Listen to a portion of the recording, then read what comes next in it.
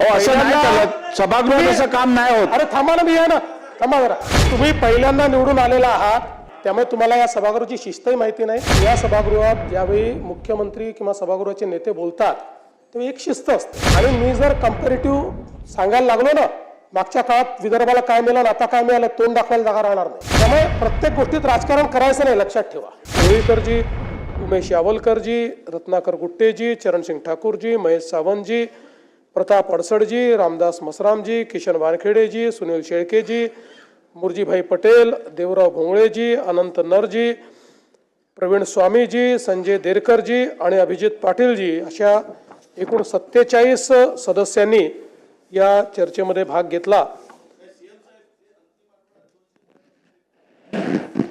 तसं मी 293तल्या मॅक्झिमम गोष्टीची उत्तरं याच्यात येतातच आहे.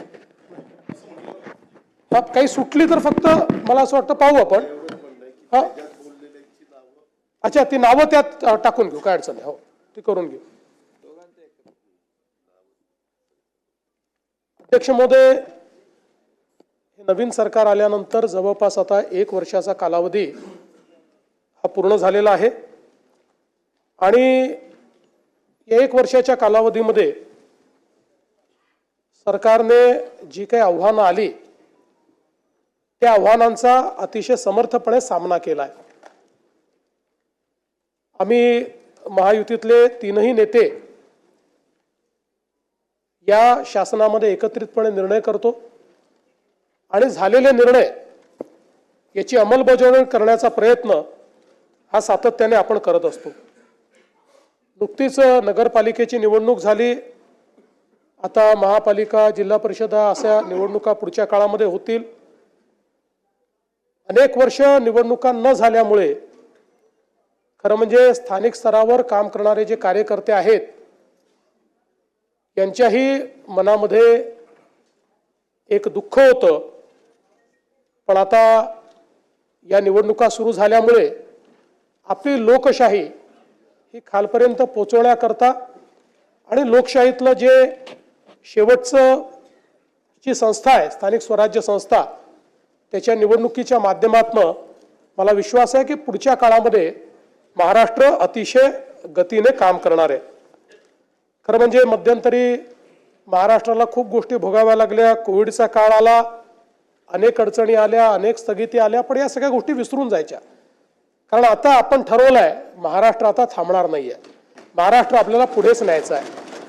आणि म्हणून आपण बघा, आमचा प्रयत्न सकारात्मकतेनं पुढे जाण्याचा आहे. अगदी आता नगरपालिकेच्या निवडणुका देखील आपण बघितल्या, त्यातही आम्ही विकासाचाच अजेंडा मांडला.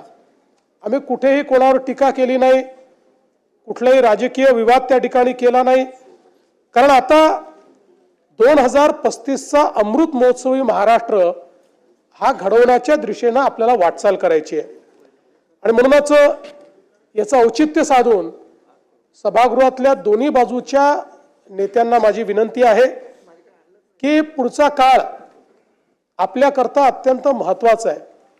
अमृत महोत्सवाकडे जाताना रचनात्मक अशा प्रकारच्या कार्यातून आपण महाराष्ट्राला खूप वेगाने पुढे नेऊ शकतो.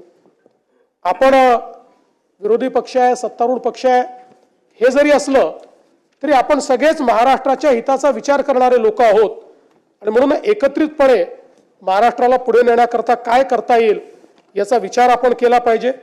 आणि म्हणून मला सांगायचं आहे, अब आगे बढ़ चुका हूं मैं, अब आगे बढ़ चुका हूं मैं, पीना था जितना जहर पी चुका हूं मैं, अब पग नहीं रुकने वाले चल चुका हूं मैं, जितना पढ़ना था तुमको पढ़ चुका हूं मैं, अब और आगे बढ़ चुका हूं मैं.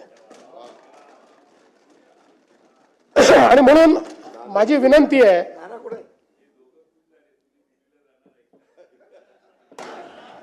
आगे म्हणजे नागपूर पासून मुंबई पर्यंत समृद्धी हायवेने. आणि म्हणून मला असं वाटतं की हा महाराष्ट्र अतिशय शक्तिशाली अशा प्रकारचं राज्य आहे. आता कुठलाही संभ्रम ठेवण्याची आवश्यकता नाही.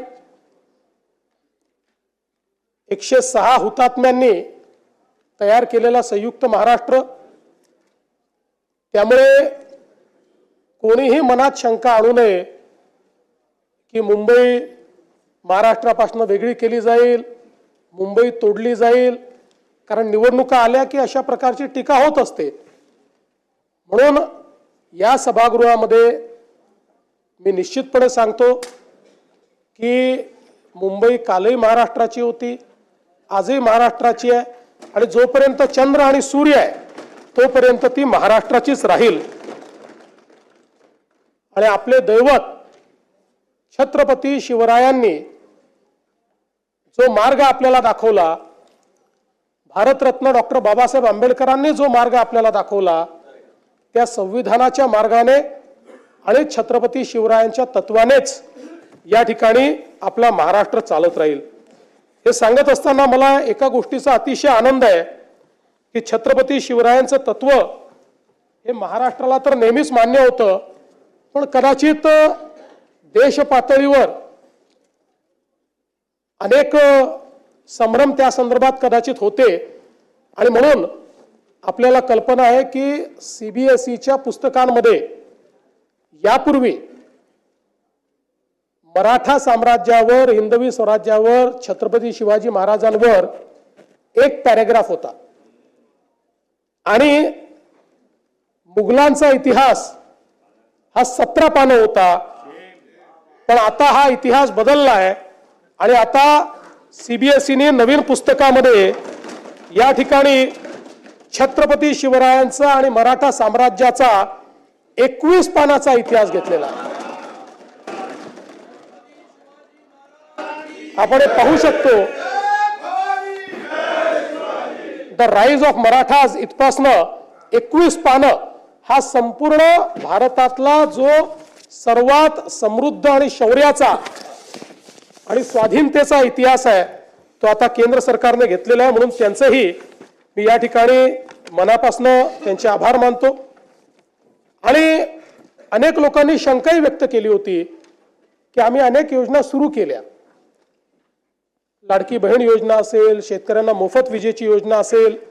लोक म्हणायचे की निवडणुका झाल्या की या योजना बंद होतील. यातली कुठलीच योजना आम्ही बंद केलेली नाही. सर्व योजना सुरूच आहेत आणि पुढेही संपूर्ण 5 वर्ष आमच्या या सगळ्या योजना सुरूच राहतील हे देखील या ठिकाणी मी सांगतो. आता आपण महाराष्ट्राचं एक विजन डॉक्युमेंट तयार केलेलं आहे आणि या विजन डॉक्युमेंटमध्ये 2047चा विकसित महाराष्ट्र कसा असेल या संदर्भातलं प्रत्येक विभागाचा रोडमॅप आपण तयार केलाय. त्यात 3 टप्पे आपण केलेत. 2030चा पहिला टप्पा, 2035चा दुसरा टप्पा आणि 2047चा तिसरा टप्पा. आणि मला विश्वास आहे की 2029-30च्या दरम्यान देशातली पहिली $1 ट्रिलियन इकॉनॉमी ही महाराष्ट्र असेल. त्या दृष्टीनं या ठिकाणी आपलं कार्य चाललंय. बसा, खाली बसा.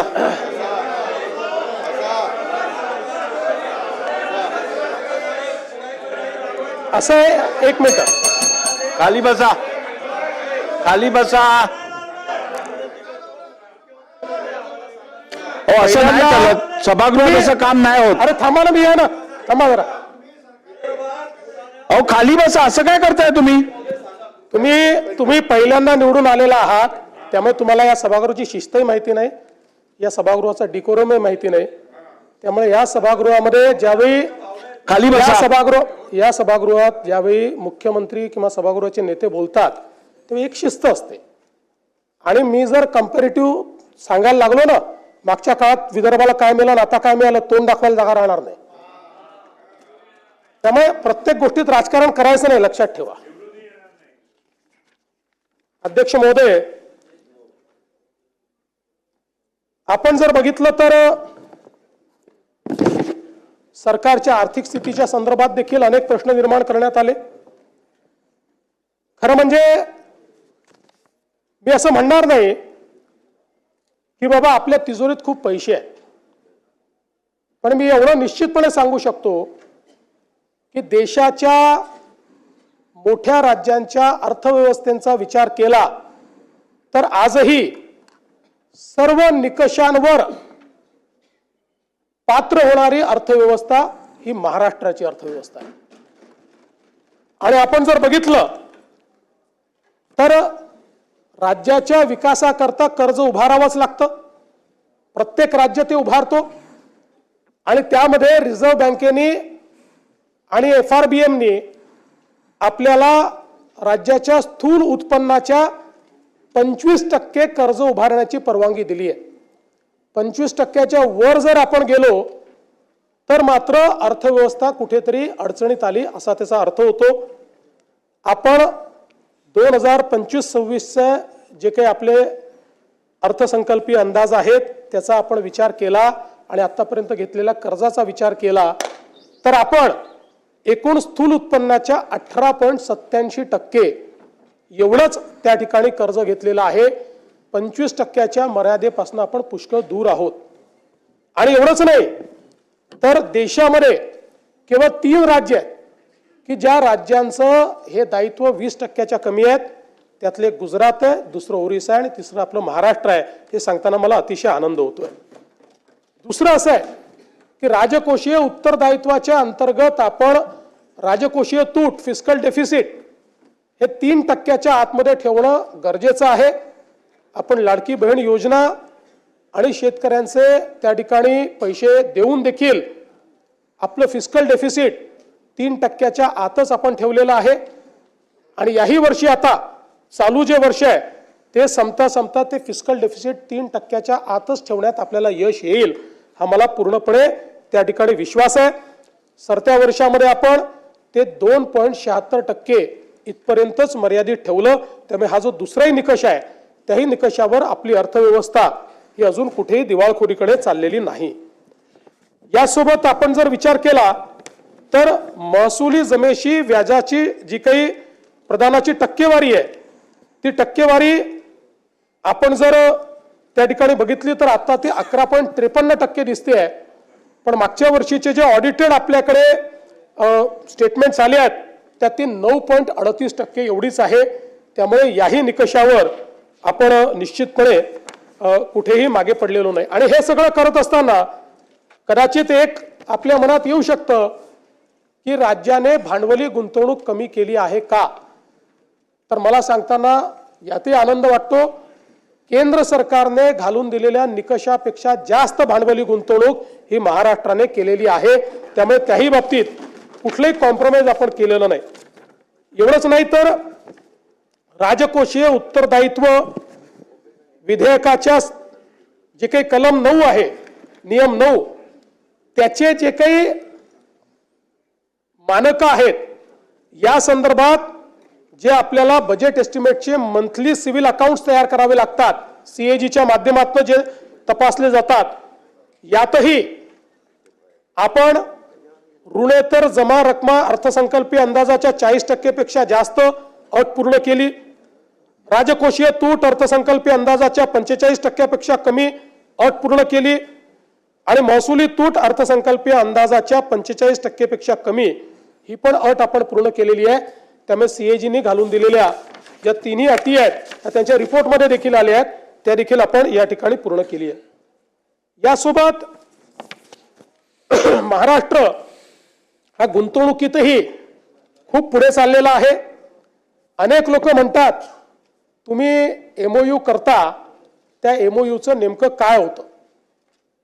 डावोसमध्ये आपण बघितलं तर मागच्या वर्षी जवळपास आपण जी काही गुंतवणूक केली ती 15,72,654 कोटी होती.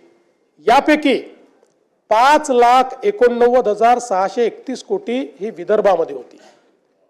43,810 कोटी ही मराठवाड्यात होती आणि 3,58,349 कोटी ही पश्चिम महाराष्ट्रात होती आणि त्यात कोकणामध्ये 2,23,632 कोटी एवढी गुंतवणूक आपण त्या ठिकाणी केली.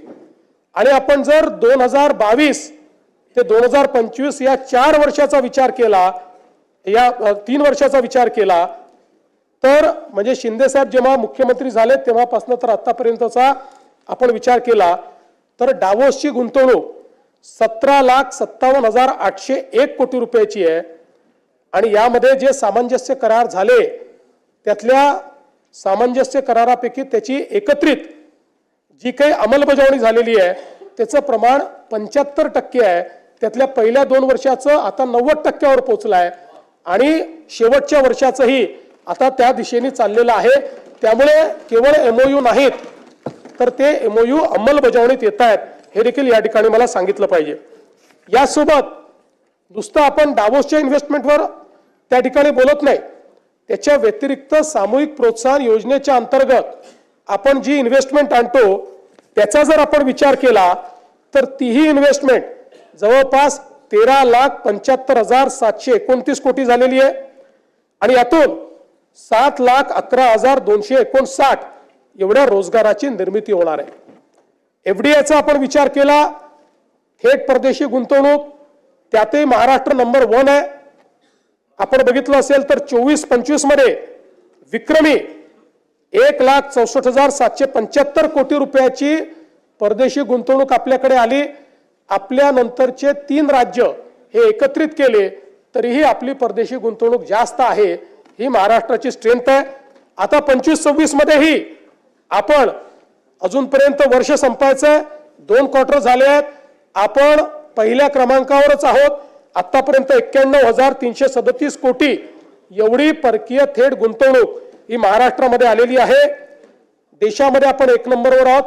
देशाच्या एकूण गुंतवणुकीच्या 31% गुंतवणूक एकट्या महाराष्ट्रामध्ये या ठिकाणी आलेली आहे हे सांगताना मला आनंद वाटतो.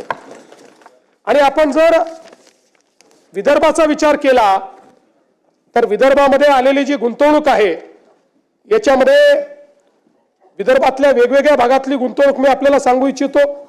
आणि आता तर गडचिरोली एक नवीन मॅग्नेट तयार झालेला आहे. सर्वाधिक गुंतवणूक आता गडचिरोलीमध्ये येते. अवकाश आणि संरक्षण साहित्य निर्मिती यामध्ये विदर्भामध्ये 20,000 कोटी रुपयाची गुंतवणूक आली आहे. 10 ते 15,000 त्यातनं रोजगार आहे. Tembo defence, Reliance infrastructure, Max aerospace, economic explosives, electronics उत्पादन आणि निर्मिती, सेमीकंडक्टर, सोलर पॅनल आणि मॉड्यूल याच्यामध्ये 1,55,000 कोटी रुपयाची गुंतवणूक आलेली आहे. 65,000 प्रत्यक्ष अप्रत्यक्ष रोजगार आहे. कंपन्यांची नाव आहे Avaada, Vardhan lithium, Waaree energy, power line Urja, Reliance, BSNL solar, artificial electronics, Novosys आणि ज्युपिटर. आणि मला हे सांगितलं पाहिजे की आता यातल्या काहींचं प्रोडक्शनही सुरू झालेलं आहे आणि या सगळ्या कंपन्यांचं प्रोडक्शन सुरू झाल्यानंतर सोलर मॉड्यूल हा जो काही एक संवर्ग आहे यामध्ये विदर्भ देशात नंबर 1 होणार आहे सोलर मॉड्यूल मध्ये. त्यानंतर इलेक्ट्रिक वाहन निर्मिती याच्यामध्ये गुंतवणूक आली आहे 15,000 कोटी. रोजगार जवळपास 10,000 आहे. टेक्सटाईलचं जे क्षेत्र आहे या क्षेत्रामध्ये 1,740 कोटी. युसेन इंडिया प्रायव्हेट लिमिटेड स्टील प्रकल्प जे आहे त्याच्यामध्ये जवळपास 2,10,000 कोटी रुपये, ज्यातनं प्रत्यक्ष अप्रत्यक्ष 1 लाखापेक्षा जास्त रोजगार तयार होईल. आणि याच्यामधली नावं देखील महत्वाची आहेत.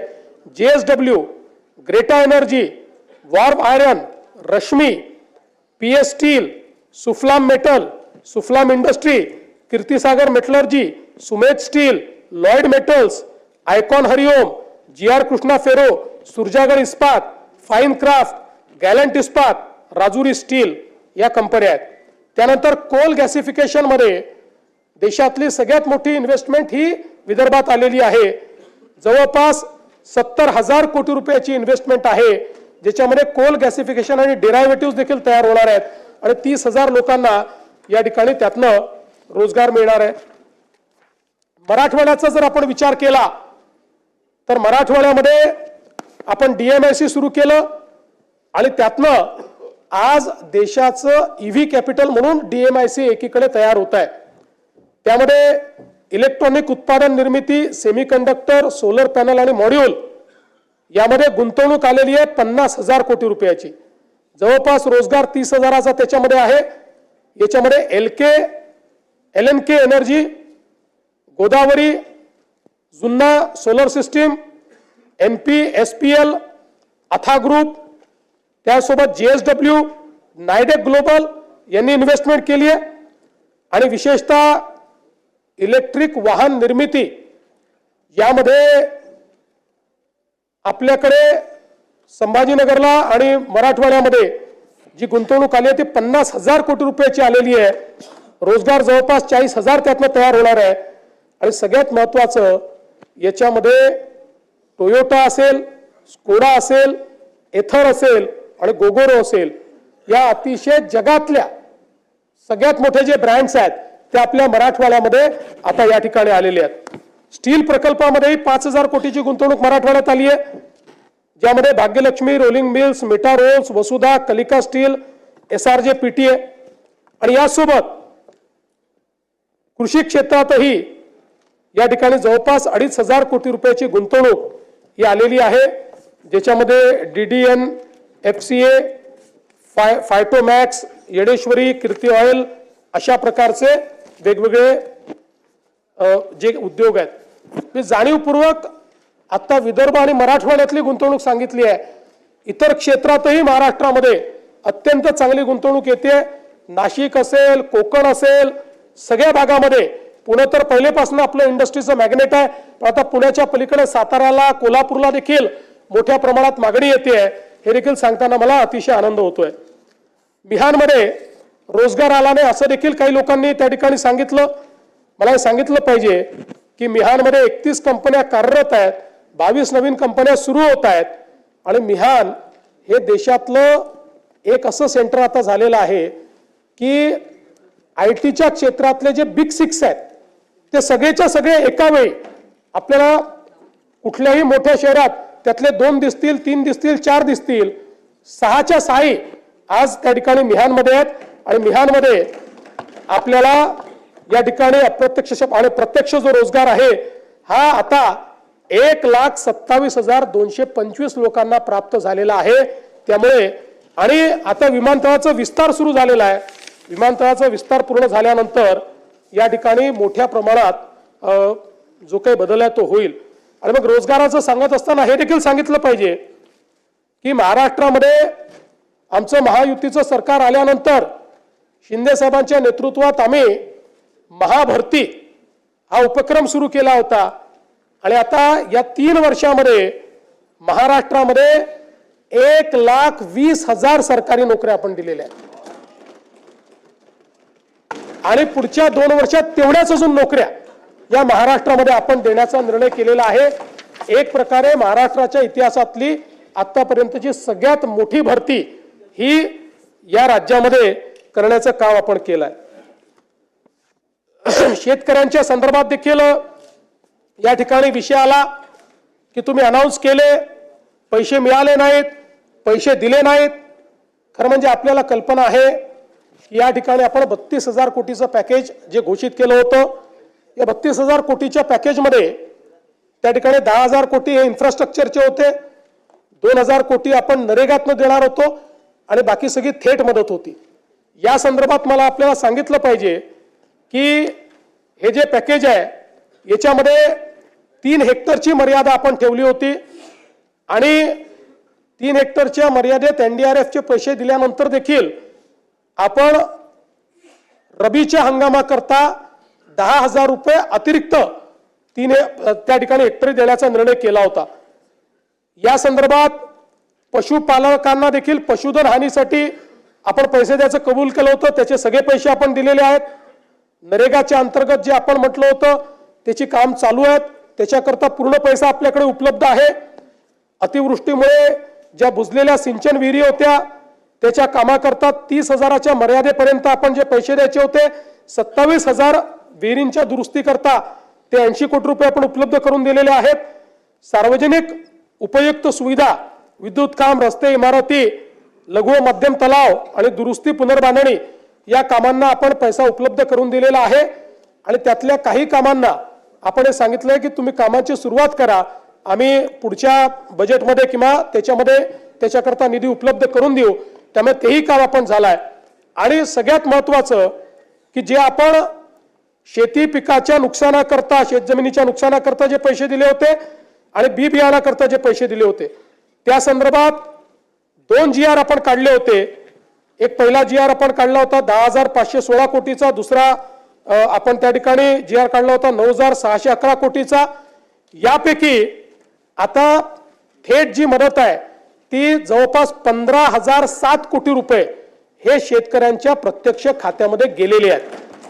आणि आकड्यामध्ये सांगायचं झालं तर पिकाचे पैसे 92 लाख शेतकऱ्यांच्या खात्यामध्ये गेलेले आहेत. आणि इथे सांगण्यात आलं की 10,000 रुपयाची घोषणा केली पण ते गेले नाहीत. ते 10,000 रुपये 91 लाख शेतकऱ्यांच्या खात्यामध्ये गेलेले आहेत. त्यामुळे या ठिकाणी ही जी काही मदत आपण केली होती त्या मदतीच्या अनुषंगाने निश्चितपणे आपण सगळी कारवाई जी आहे ती पूर्ण केली आहे. यासोबत राज्यामध्ये कापूस खरेदीच्या संदर्भात देखील एक प्रश्न निर्माण झाला होता. विशेषतः यावर्षी CCIने पहिल्यांदाच उत्पादकतेवर आधारित कापूस खरेदी करण्याचा निर्णय घेतला. त्यामुळे काही ठिकाणी सरासरी उत्पादकता ही 12 क्विंटलची आल्यामुळे शेतकऱ्यांचं नुकसान होत होतं. त्या संदर्भात आपण केंद्र सरकारलाही विनंती केली आणि केंद्र सरकारशी आपण त्या ठिकाणी चर्चा करून हा निर्णय केला की उत्पादकता पकडत असताना जी उत्पादकतेतली पहिली 3 जिल्हे आहेत त्या जिल्ह्याची जी सर्वाधिक उत्पादकता आहे त्याला सरासरी उत्पादकता पकडावी आणि त्या संदर्भातला निर्णय राज्य सरकारने घेतला. आणि आता 1277 किलो प्रति हेक्टर सरासरी उत्पादकतेच्या ऐवजी 2368 किलो प्रति हेक्टर अशा पद्धतीनं आपण निर्णय केलेला आहे. आणि आता ही जी खरेदी चाललेली आहे त्यामुळे कुठल्याही शेतकऱ्याचा कापूस जो आहे हा त्या ठिकाणी परत जाणार नाही अशा प्रकारची व्यवस्था ही आपण निश्चितपणे केली आहे. नानाजी देशमुख कृषी संजीवनी प्रकल्प टप्पा 2 याच्या कामाची सुरुवात झाली आहे. यावर्षी त्याकरता अर्थमंत्र्यांनी 351 कोटी रुपयाची तरतूद आपल्याला दिलेली आहे. आणि त्यातनं मोठ्या प्रमाणात विदर्भ आणि मराठवाडा या 2 विभागातल्या शेतकऱ्यांकरता ही कृषी संजीवनीची योजना एक प्रकारे गेम चेंजिंग योजनेच्या पहिल्या टप्प्यातली गावं ही आपल्याला तिथे झालेलं ट्रान्सफॉर्मेशन पाहायला मिळत आहे. आणि म्हणून आता दुसरा टप्पा चालू झालेला आहे. आणि यातनं 3000 गावांमध्ये शेतीशाळा घेऊन जवळपास 1300 गावात महिला शेतीशाळा घेण्यात आली. आणि जवळपास 1,44,000 जे वैयक्तिक शेतकऱ्यांनी अर्ज वेगवेगळ्या योजनांकरता दिले होते त्यालाही पूर्णपणे मान्यता ही देण्यात आलेली आहे. जवळपास 4,926 ग्रामपंचायतीमधल्या सरपंचांचं प्रशिक्षण करून आणि 6,332 कृषीताईंची निवड करून आपण 5,831 गावाचं सूक्ष्म नियोजन आराखड्याची प्रक्रिया पूर्ण केली आहे. आणि त्याला वर्ल्ड बँकेच्या माध्यमातून आपण या योजनेतून पैसा देतोय. माननीय बाळासाहेब ठाकरे कृषी व्यवसाय व ग्रामीण परिवर्तन प्रकल्प स्मार्ट या स्मार्ट प्रकल्पामध्ये 10,000 गावांमध्ये आपण त्या ठिकाणी ॲग्री बिझनेस हा विषय हातामध्ये घेतलेला आहे. आणि त्यातनं त्या ठिकाणी जी काही कृषीची व्हॅल्यू चेन तयार करायची आहे मूल्य साखळी तयार करायची आहे त्याचा प्रयत्न आपण करतो. 7.5 लाख शेतकऱ्यांना याचा फायदा होणार आहे. आणि या अंतर्गत मायक्रो प्रोसेसिंग असेल, गोदाम असेल, प्रक्रिया उद्योग असेल, मिल्स असतील, अवजार बँक असतील.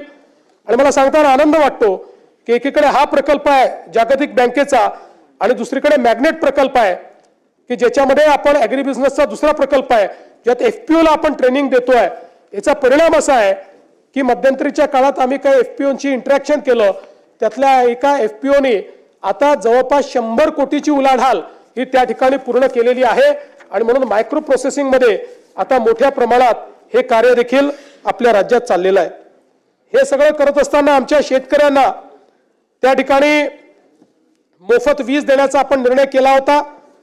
मला सांगताना आनंद वाटतो की आपण राज्याच्या या योजनेकरता 26,681 कोटी रुपये हे खर्च करतो आहोत आणि शेतकऱ्यांना मोफत वीज देतो आहोत.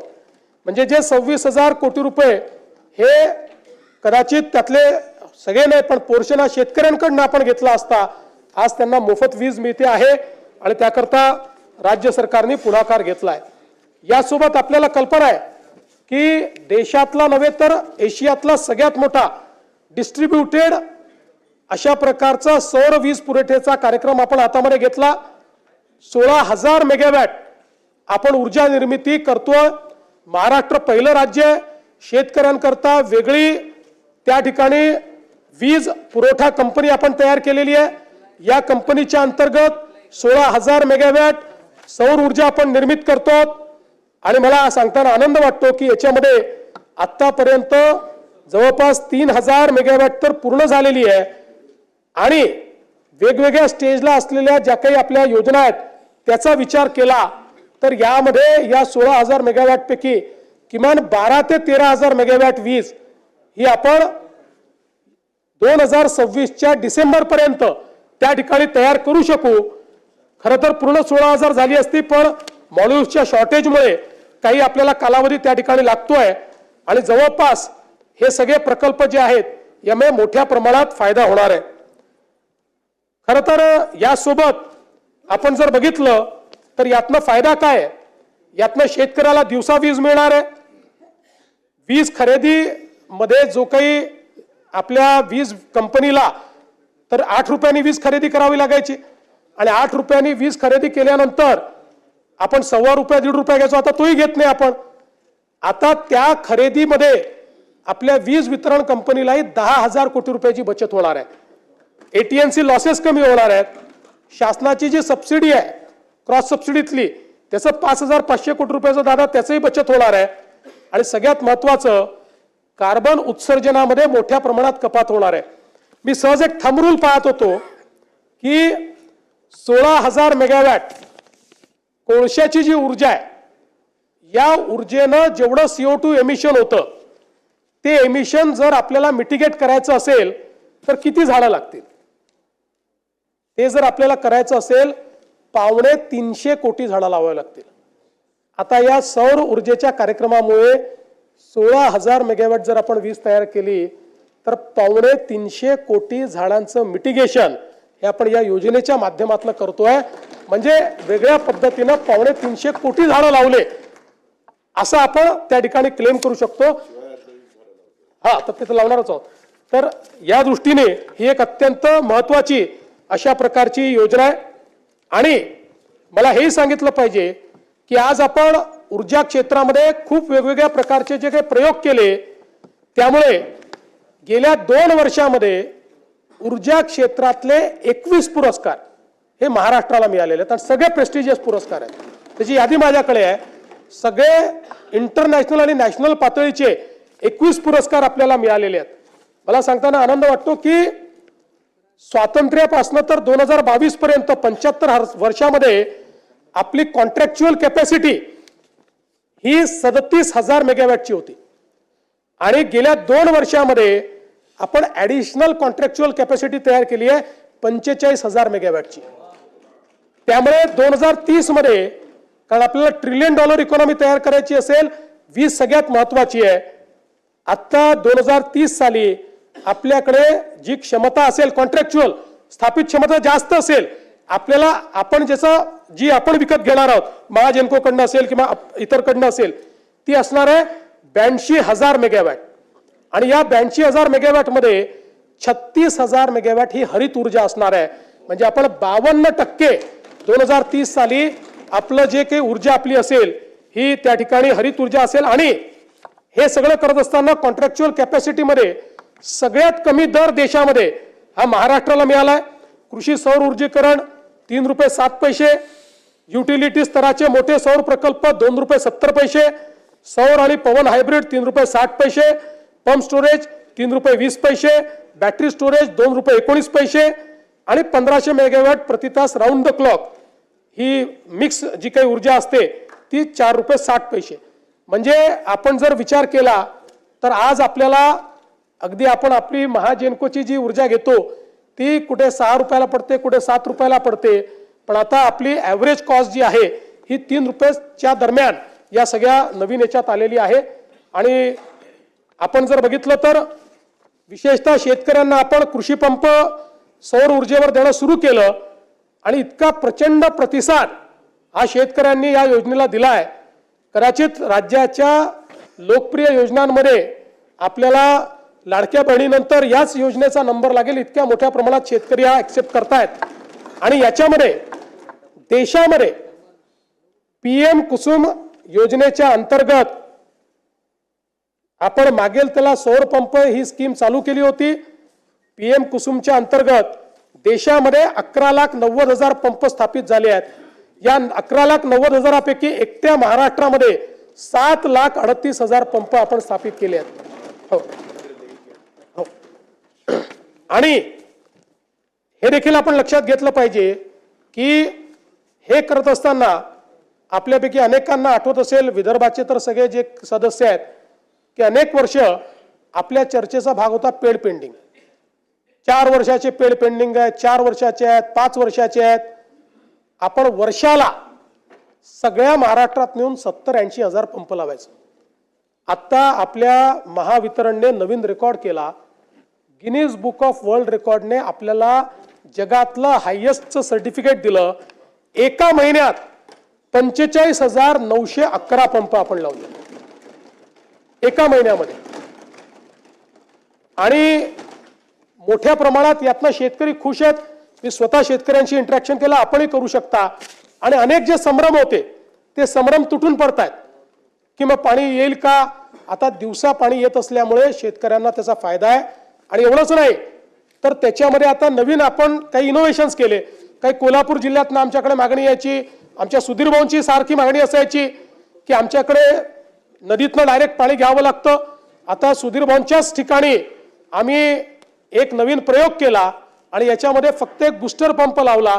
अतिशय चांगल्या पद्धतीनं पाणी आलं आणि तिथल्या शेतकऱ्यांनी मला आणि सुधीर भाऊंना धन्यवाद देण्याचा व्हिडिओ देखील त्या ठिकाणी पोस्ट केलाय।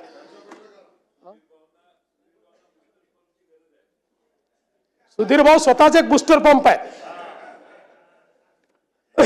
अध्यक्ष महोदय, खरं म्हणजे अनेक गोष्टी या ठिकाणी सांगता येतील, पण एक महत्त्वाची गोष्ट मात्र मला या निमित्ताने सांगितली पाहिजे की महाराष्ट्र एक अजून नवीन रेकॉर्ड हा या ठिकाणी करतो आहे आणि तो म्हणजे पंप स्टोरेजच्या संदर्भात।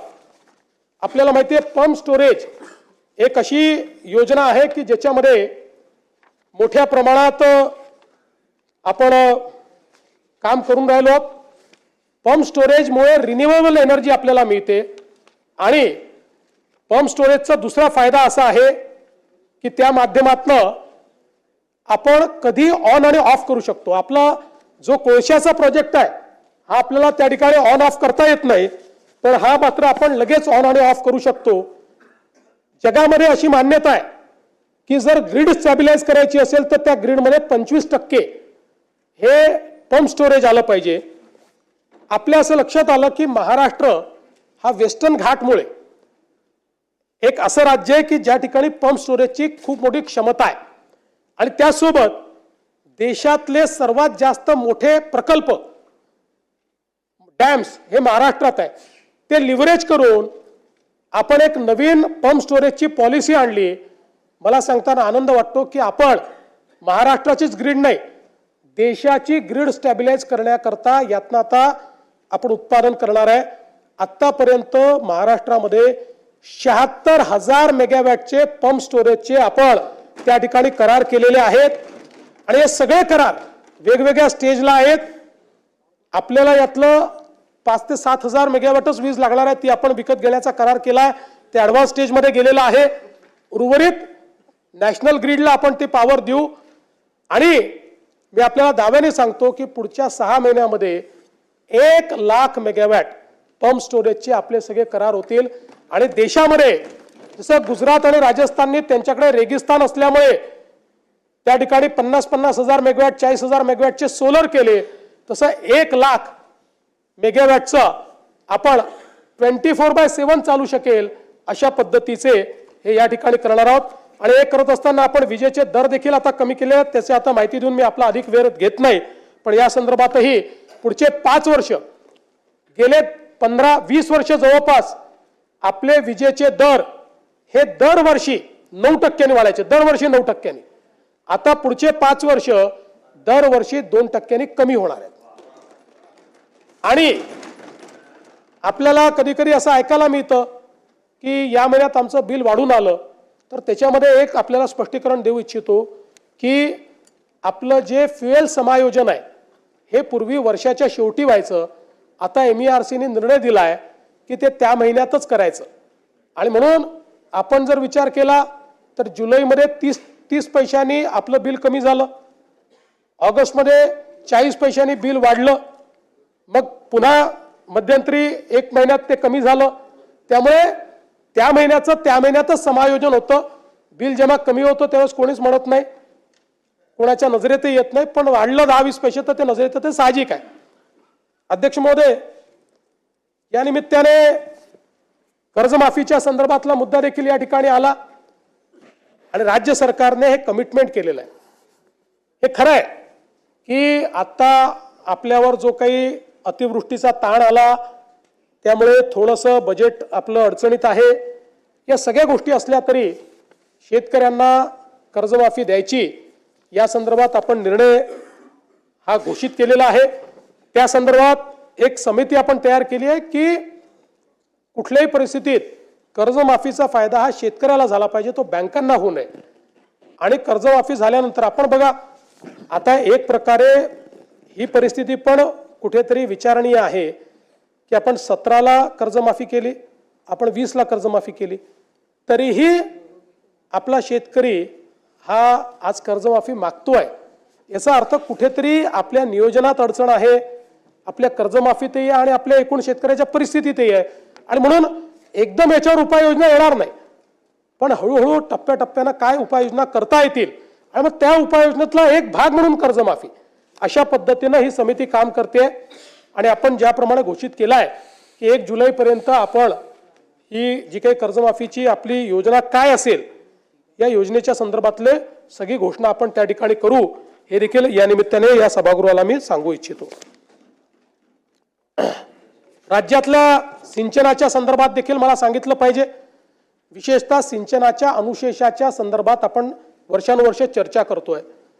साधारणपणे ज्यावेळेस इंडिकेटर बॅकलॉग समितीने विदर्भ आणि मराठवाड्याचा सिंचनाचा अनुशेष काढला होता त्यावेळी तो 13,83,000 हेक्टरचा होता. 13,83,000 हेक्टरचा.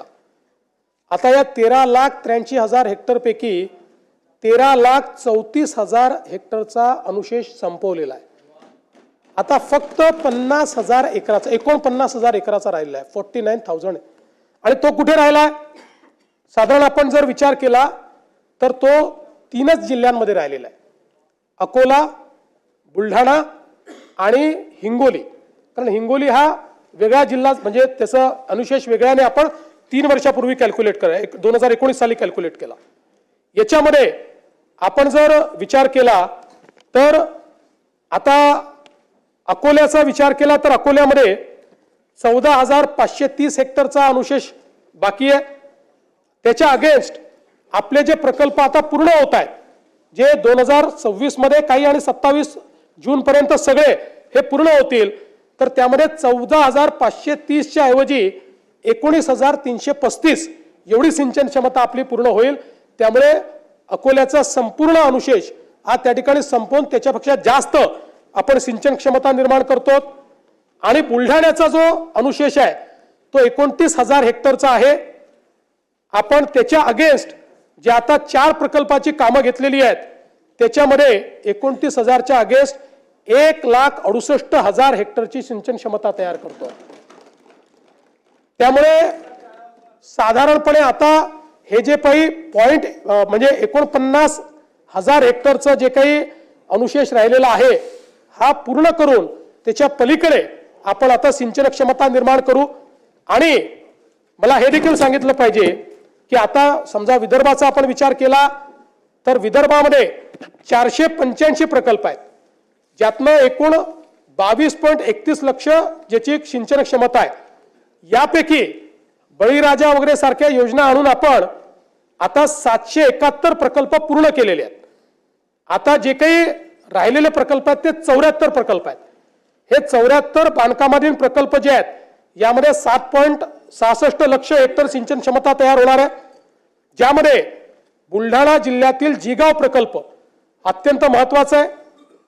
1.52 लाख हेक्टर सिंचन क्षमता आमचे संजय कुटेजी आणि संचेतीजी याचा सारखा त्या ठिकाणी पाठपुरावा करत असतात आणि म्हणून मला सांगताना आनंद वाटतो की आमच्या टप्प्यात हा प्रकल्प आलाय असं लक्षात आलं. केंद्र सरकारने पैसे दिले, आपण लगेच वर्षभरात तो कंप्लीट करू शकतो आणि म्हणून आपण या वर्षी त्याला 2399 कोटी रुपये दिले एका प्रकल्पाला. त्यामुळे आता याचं काम आपण हे पूर्ण करू आणि या एका प्रकल्पामुळे बुलढाणा जिल्हा अनुशेषातनं अधिशेषात जाणार आहे आणि विदर्भाचा अनुशेष हा दूर होणार आहे. यासोबत आपण जर बघितलं तर पूर्व विदर्भाची जी जीवन रेखा म्हणतो आपण, गोसीखुर्द प्रकल्प, आपल्याला माहिती आहे की गोसीखुर्दची सगळी कामं आपण जवळपास पूर्ण केली, पण मग त्याच्यात आपण काही वाढीव कामं घेतली, काही वाढीव योजना त्याच्यामध्ये घेतल्या. त्या योजना देखील आता काम आपण चालू केलंय. जवळपास त्या सगळ्या योजना मिळून 2,54,000 म्हणजे 2.54 लक्ष एवढी सिंचन क्षमता तयार होणार आहे. त्यातली 2.9 लक्ष ही आता ऑलरेडी निर्माण झालेली आहे आणि उर्वरित जी आहे ती करण्याच्या दृष्टीनं जी काही निधीची आवश्यकता होती 1555 कोटी रुपये त्याला देखील आपण दिलेले आहेत. त्यामुळे जून 27 पर्यंत त्याचंही काम पूर्ण होईल. अर्थात आता अजून काही मागण्या त्या गोसीखुर्दवर आमच्याकडे आलेल्या आहेत, पण त्याला आता नवीन प्रकल्प ट्रीट केला जाईल, नाहीतर मग हे मारुतीच्या शेपटीसारखं कधीच संपणार नाही. पण आहे जो डिझाईन प्रकल्प आहे तो मात्र आपण आता कंप्लीट त्या ठिकाणी संपवणार आहोत.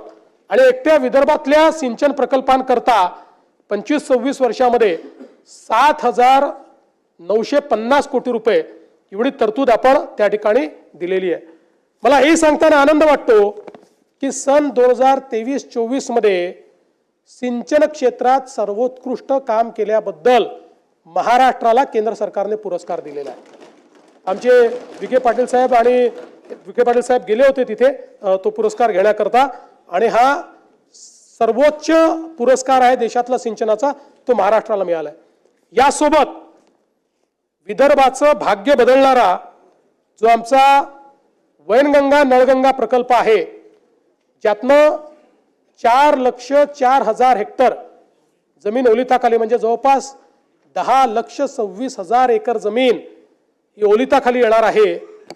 या प्रकल्पाच्या सगळ्या मान्यता आम्ही फायनल केलेल्या आहेत. याचं डिझाईन, ड्रॉइंग, DPR आता हा या महिन्याच्या शेवटी SLTAC कडे जाणार आहे. त्याच्यानंतर SLTAC ला 15 ते 20 दिवस लागतील आणि मग MMRDA ने MWRRA ने अट टाकली होती की अंतिम आराखडा झाल्यानंतर आमची परवानगी घ्यावी, त्यामुळे त्यांच्याकडे जाईल. साधारणपणे फेब्रुवारी 2026 पर्यंत यातल्या सगळ्या मान्यतेच्या प्रक्रिया पार पाडतील आणि त्यानंतर प्रत्यक्ष काम करण्याकरता ॲक्विजिशन आणि टेंडर याचं काम हे सुरू होईल. जवळपास 1,00,000 कोटी रुपयाचा हा प्रकल्प आहे आणि हा प्रकल्प विदर्भाचं ची भाग्यरेषा पूर्ण बदलणार आहे. विदर्भातला जेवढा दुष्काळी भाग आहे त्या भागाला पूर्णपणे या ठिकाणी हिरवा करणारा अशा प्रकारचा प्रकल्प आहे. यासोबत आपल्याला कल्पना आहे की आपण त्या ठिकाणी कोकणातनं गोदावरीच्या खोऱ्यामध्ये 55 TMC पाणी आणायचंय. त्या संदर्भात मराठवाड्यामध्ये पाणी वळवण्याच्या संदर्भात सविस्तर प्रकल्प अहवालाचं काम अंतिम टप्प्यात आहे आणि मार्च 26 पर्यंत ते काम पूर्ण होऊन त्यालाही MWRRA ची मान्यता आम्ही घेऊ आणि त्याच्यानंतर त्याचंही काम पूर्ण करू. त्यातनं आपला मराठवाडा जो आहे तो त्या ठिकाणी दुष्काळमुक्त होणार आहे. आणि यासोबत मला हे देखील सांगितलं पाहिजे, दमणगंगा एकदरे गोदावरी, दमणगंगा वैतरणा गोदावरी, नारपार गिरणा हे जे प्रकल्प आहेत या सगळ्या प्रकल्पांना आपण त्या ठिकाणी मान्यता देऊन काहींचे टेंडर निघालेले आहेत, काही टेंडर स्टेजवर आहेत आणि त्यातनंही मोठ्या प्रमाणात या ठिकाणी 2.41 लाख हेक्टर इतकी जमीन ओलिताखाली येणार आहे. यासोबत आपण वर्ल्ड बँकेच्या माध्यमातून फ्लड डायव्हर्जनचा प्रकल्प तयार केलेला आहे, तोही आता अंतिम टप्प्यामध्ये आहे. त्यातला पहिला जो पोर्शन आहे त्याचं टेंडरही निघालाय, दुसऱ्या पोर्शनचं अजून फायनल डिझाईन तयार होत आहे, ज्यामध्ये जवळपास कोल्हापूर आणि सांगली इथलं जे फ्लडचं पाणी आहे हे फ्लडचं पाणी आपण डायव्हर्ट करणार आहोत. आणि आपल्याला ऐकून आश्चर्य वाटेल, वर्ल्ड बँकेच्या सिम्युलेशन स्टडीमध्ये असं लक्षात आलं, दरवर्षी फ्लडचं वाहून जाणारं पाणी हे 100 TMC आहे. 100 TMC पाणी वाहून जातं. त्यातलं 30-35 TMC आपण त्यातलं डायव्हर्ट करू शकतो. ते डायव्हर्ट करून उजनीपर्यंत आणायचं. पश्चिम महाराष्ट्रातले जे काही दुष्काळी तालुके आहेत आणि उजनीतनं पुन्हा मराठवाड्यातले लगतचे जे तालुके आणि जिल्हे आहेत त्याच्यामध्ये पाणी न्यायचं. अशा प्रकारचा हा फ्लड डायव्हर्जनचा प्रोजेक्ट आहे. वर्ल्ड बँकेने याला सगळ्या प्रकारची मान्यता दिली आहे. त्याला निधी देखील वर्ल्ड बँक देतोय.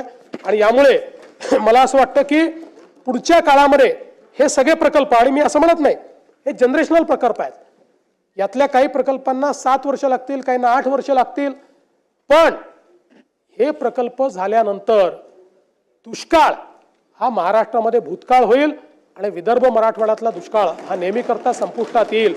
अशा प्रकारचं एक ट्रान्सफॉर्मेशनल काम हे आपण या ठिकाणी केलेलं आहे. खरं म्हणजे आपण जर बघितलं तर विशेषतः हे सरकार जे आहे हे, आणि 2014 पासूनच आपण एक नेहमी प्रयत्न केला की कुठल्याही परिस्थितीमध्ये निधी वाटपामध्ये असमतोल येऊ नये, विदर्भ मराठवाड्यावर अन्याय होऊ नये. राज्यपालांचे पूर्वी निर्देश असायचे, आता ते निर्देश नाही. सुधीर भाऊंनी सांगितलंय की आपले वैधानिक विकास मंडळ पुन्हा जिवंत करा. आपला प्रस्ताव केंद्रात गेलाय, आम्ही पाठपुरावा करतोय, ते जिवंत करू. पण सुधीर भाऊ, ते मंडळ नाही म्हणून तुम्ही अर्थमंत्री होतात, तुम्ही कधी अन्याय होऊ दिला नाही, दादांनी अन्याय होऊ दिला नाही. त्या सूत्राप्रमाणे जे पैसे मिळाले पाहिजे त्याच्यापेक्षा तसूभर जास्तच पैसे हे विदर्भ मराठवाड्याला आपण दिले. आपण जर बघितलं तर विदर्भाला 23% पैसे देणं गरजेचं होतं. त्याऐवजी आपण विदर्भाला 25.85% दिलेले आहेत. मराठवाड्याला 18% देणं गरजेचं होतं, त्याऐवजी आपण 19% पैसे मराठवाड्याला दिलेले आहेत. त्यामुळे कुठेही अन्याय हा विदर्भ मराठवाड्यावर या सरकारमध्ये होणार नाही, हे देखील या निमित्ताने मला आपल्या लक्षात आणून द्यायचं आहे. ग्रामीण रस्त्यांच्या दर्जोन्नतीच्या संदर्भातले काही विषय आहेत. यामध्ये 6 जानेवारी 22 रोजीच्या शासन निर्णयान्वये 10,000 किलोमीटरचे उद्दिष्ट आपण दिले होते. त्यापैकी 9,992 किलोमीटरच्या कामांना ऑलरेडी मान्यता आपण दिलेली आहे. आणि आता त्याचा दुसरा टप्पा, यामध्ये 7,000 किलोमीटरचे अजून रस्ते आपण घेतलेले आहेत, ज्यामध्ये 6,948, म्हणजे एकूण जर आपण विचार केला तर जवळपास 16,000 किलोमीटरच्या ग्रामीण रस्त्यांना आता मान्यता दिली आहे. त्याला निधी आपण उपलब्ध करून देतो आहोत. आणि या रस्त्यांना आपण हे रस्ते केल्यामुळे मोठ्या प्रमाणात ग्रामीण रस्त्यांचा जो प्रश्न आहे तो प्रश्न या ठिकाणी आपण सोडवणार आहोत. सगळ्या याच्यामध्ये थिमॅटिकली केलं आपण. भास्करराव, मी गोष्ट सांगतो, मी सातत्याने आमच्या सहकाऱ्यांना हे लक्षात आणून दिलं की आपण बीट अँड पीसेस मध्ये काम करू नये. आपण स्कीमॅटिक प्लॅन तयार करावा आणि प्लॅन प्रमाणे करावं. आपण बघा, मुख्यमंत्री योजना आपण जेव्हा सुरू केली त्यावेळेस प्लॅन प्रमाणे आपण केलं. आताही ग्रामीण रस्ते असतील, हॅमचे रस्ते असतील, आपण एक अमृतकाल रस्ते योजना तयार केली आहे. आणि त्या रस्ते योजनेमध्ये आपण आत्ता कुठले आवश्यक आहे, नंतर कुठले आहेत, असं आपण त्याच्यामध्ये मतदारसंघांचा विचार नाही केला. आपण रस्त्याचा दर्जा, त्याच्यावरचा ट्रॅफिक, मुख्य केंद्र कुठले आहेत याचा विचार करून योजना तयार केली आणि त्या योजनेला आपण फायनान्स करतो.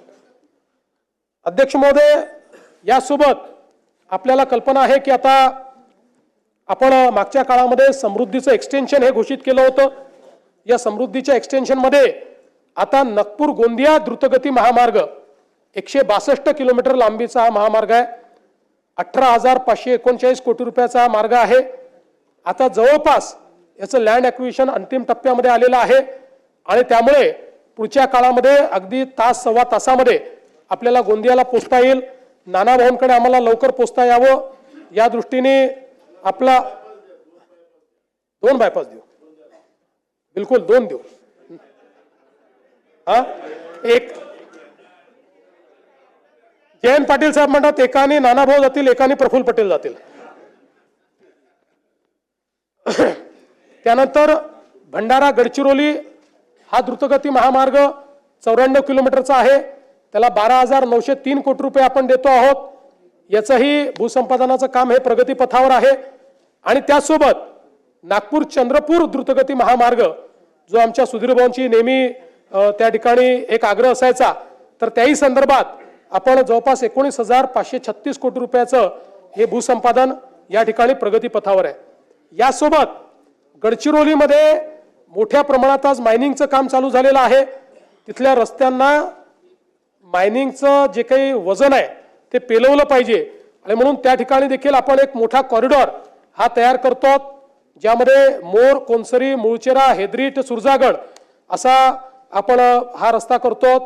जवळपास या रस्त्यामुळे चंद्रपूर आणि गडचिरोली जिल्ह्याला मोठ्या प्रमाणात त्याचा फायदा होणार आहे. 2,492 कोटी रुपये त्याच्यावर आपण खर्च करणार आहोत. या व्यतिरिक्त 500 कोटी रुपये अजून वेगळ्या रस्त्यांना देखील गडचिरोलीमध्ये आपण त्या ठिकाणी दिले आहेत. नवेगाव, मोर, कोनसरी, मुलचेरा, हेडरी, सुरजागड या सगळ्या भागातल्या आवाजावन जी आहे त्याला देखील याचा मोठा फायदा होणार आहे. आणि या संदर्भात आता बाकी मान्यता प्राप्त आहे आणि वन जमिनीची देखील पहिली मान्यता आपल्याकडे आलेली आहे. बाकी प्रक्रिया आता त्याची जी आहे ती प्रक्रिया चाललेली आहे. यासोबत नागपूर गोवा शक्तीपीठ द्रुतगती महामार्ग हा एक अतिशय महत्वाकांक्षी महामार्ग आहे. याचं नाव जरी नागपूर गोवा असलं तरी देखील याचा सर्वाधिक फायदा हा मराठवाड्याला होणार आहे. मराठवाड्याचं चित्र हा एक महामार्ग बदलून टाकेल. आणि या संदर्भात मागच्या काळामध्ये काही आक्षेपही होते लोकांचे. विशेषतः एक आक्षेप होता जो खरा होता की आपण जी अलाइनमेंट फायनल केली होती ती लोकांनी आपल्या लक्षात आणून दिली की सोलापूरपासनं आपली अलाइनमेंट ही जो राष्ट्रीय महामार्ग आहे त्याला पॅरलल जात होती. आणि त्याच्यामुळे ग्रीनफील्ड महामार्ग का बनवतो, नवीन एरिया ओपन अप होतात. ग्रीनफील्ड महामार्गामुळे अनकनेक्टेड लोक त्याच्याशी कनेक्ट होतात आणि तिथे विकास जातो. आणि म्हणून आमचे जयकुमार गोरेजी, अभिजितजी या सगळ्यांची आम्ही चर्चा केली आणि याची सोलापूरपासनं एक वेगळी नवीन अलाइनमेंट आम्ही तयार केली आहे, जी चंदगडपासनं पुढे मग म्हणजे सोलापूरपासनं जाते, मग सांगलीतनं जाते. आमचे जयंतराव पहिल्यांदा सुटून गेले होते शक्तीपीठ महामार्गातनं, आता तुमच्या जवळ आणला आम्ही. आणि मी तुम्हाला दाव्याने सांगतो की जयंतरावच मला पत्र देतील की हा करा. एवढा फायदा त्यांच्या मतदारसंघाला त्याचा होणार आहे. पंढरपूर जवळून आहे, एकदम पंढरपूर जवळून. त्यामुळे आता आधीचं तर आपलं जवळपास जॉईंट मेजरमेंटही झालेलं आहे, त्याचं ॲक्विजिशन आपण चालू करतोय. ही जी नवीन अलाइनमेंट आहे या नवीन अलाइनमेंटचं आता आपण त्या ठिकाणी आणि पलीकडे तर चंदगड वगैरे त्यांनी मोर्चाकडूनच आमच्याकडनं महामार्ग न्या म्हटलंय, तर तिथे काही अडचण नाही आहे. आणि आता सांगतो, ज्यांच्याकडनं आम्ही अलाइनमेंट काढली आता तेही लोक आमच्याकडे आलेले आहेत आणि ते म्हणतात आता काढू नका, तुम्ही इथनंच अलाइनमेंट ठेवा. पण त्यांना आम्ही सांगितलं की तुमच्या विरोधामुळे आम्ही काढलेली नाही, हा अधिक फिजिबल आम्हाला मार्ग मिळालेला आहे. आणि गतिशक्ती प्लॅटफॉर्मवर तो मार्ग नेल्यामुळे गतिशक्ती प्लॅटफॉर्मचा काय फायदा आहे बघा, की जवळपास सगळी वन जमीन आम्हाला त्यातनं वगळता आली, अगदी थोडीशी वन जमीन आली आहे. त्यामुळे त्याचं परमिशन मिळणं अतिशय सोपं झालेलं आहे. आणि खूप मोठ्या प्रमाणात हा मार्ग आपले सगळे शक्तीपीठं तर कनेक्ट करेलच, पण मी तुम्हाला सांगतो की विशेषतः जो दुष्काळी भाग आहे मराठवाड्याचा आणि पश्चिम महाराष्ट्राचा देखील त्याचं चित्र बदलणारा हा महामार्ग ठरेल. याचं काम हे या 2026 मध्येच सुरू झालं पाहिजे अशा पद्धतीनं आम्ही हा प्रयत्न करतो. आपण बघा, या एका महामार्गामुळे आपला जो 18 तासाचा प्रवास आहे तो 8 तासावर येणार आहे. इतक्या मोठ्या प्रमाणात ही कनेक्टिव्हिटी. आणि सगळ्यात महत्वाचं काय, आपला लूप तयार होतोय. समृद्धी महामार्ग, नांदेड जालना मार्ग, हा महामार्ग याच्यामुळे महाराष्ट्रातल्या कुठल्याही जिल्ह्याला इंडस्ट्रीचा ॲडव्हान्टेज मिळणार आहे. आत्तापर्यंत इंडस्ट्री ही जिथनं पोर्ट कनेक्टिव्हिटी आहे किंवा लॉजिस्टिक कनेक्टिव्हिटी आहे तिथेच जात होती. यातनं पोर्ट कनेक्टिव्हिटी आणि लॉजिस्टिक्स कनेक्टिव्हिटी ही जवळपास महाराष्ट्रातल्या हे 2-3 आपले हे झाल्यानंतर जवळपास 32 जिल्ह्यांना ही कनेक्टिव्हिटी मिळणार आहे. आणि म्हणून एक प्रकारे महाराष्ट्रातला गेम चेंजर अशा पद्धतीनं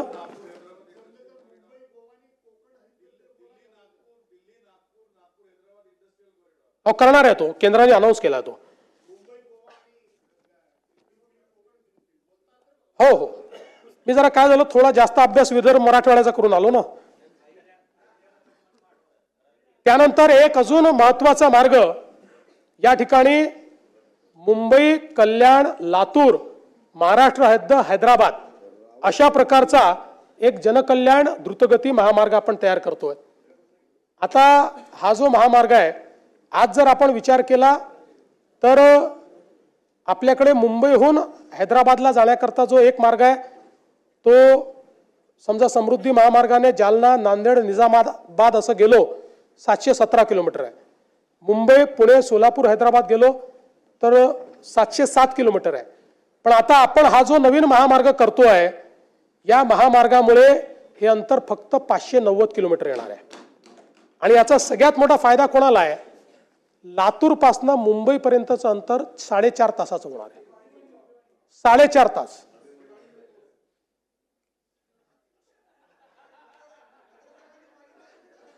हो, तुम्ही मागितला म्हणून तर मी दिलाय. माझी सही करू शकतो ना. हे दिलेलं आहे पत्र देत होते ते. त्यामुळे याची एकूण महाराष्ट्रातली लांबी 450 किलोमीटर आहे. आणि उर्वरित सगळे कर्नाटकात 61 किलोमीटर आहे. तेलंगणात 79 किलोमीटर आहे. सगळे येतील. जवळपास 36,000 कोटी रुपयाचा हा महामार्ग आहे. सांगितलेलं मी. या महामार्गामुळे ठाणे, पुणे, अहिल्यानगर, बीड आणि लातूर असे 5 जिल्हे या ठिकाणी जोडले जातील. अंतर 130 किलोमीटरने कमी होईल आणि मुंबई ते लातूर प्रवास मी सांगितलं हा 4 तासावर येईल. सगळ्यात महत्त्वाचं काय की हा बदलापूर पाशी येतो. आता बदलापूरला आपण टनेल तयार केलाय. त्या टनेलमधनं 15 मिनिटात आपण अटल सेतूवर पोहोचतो.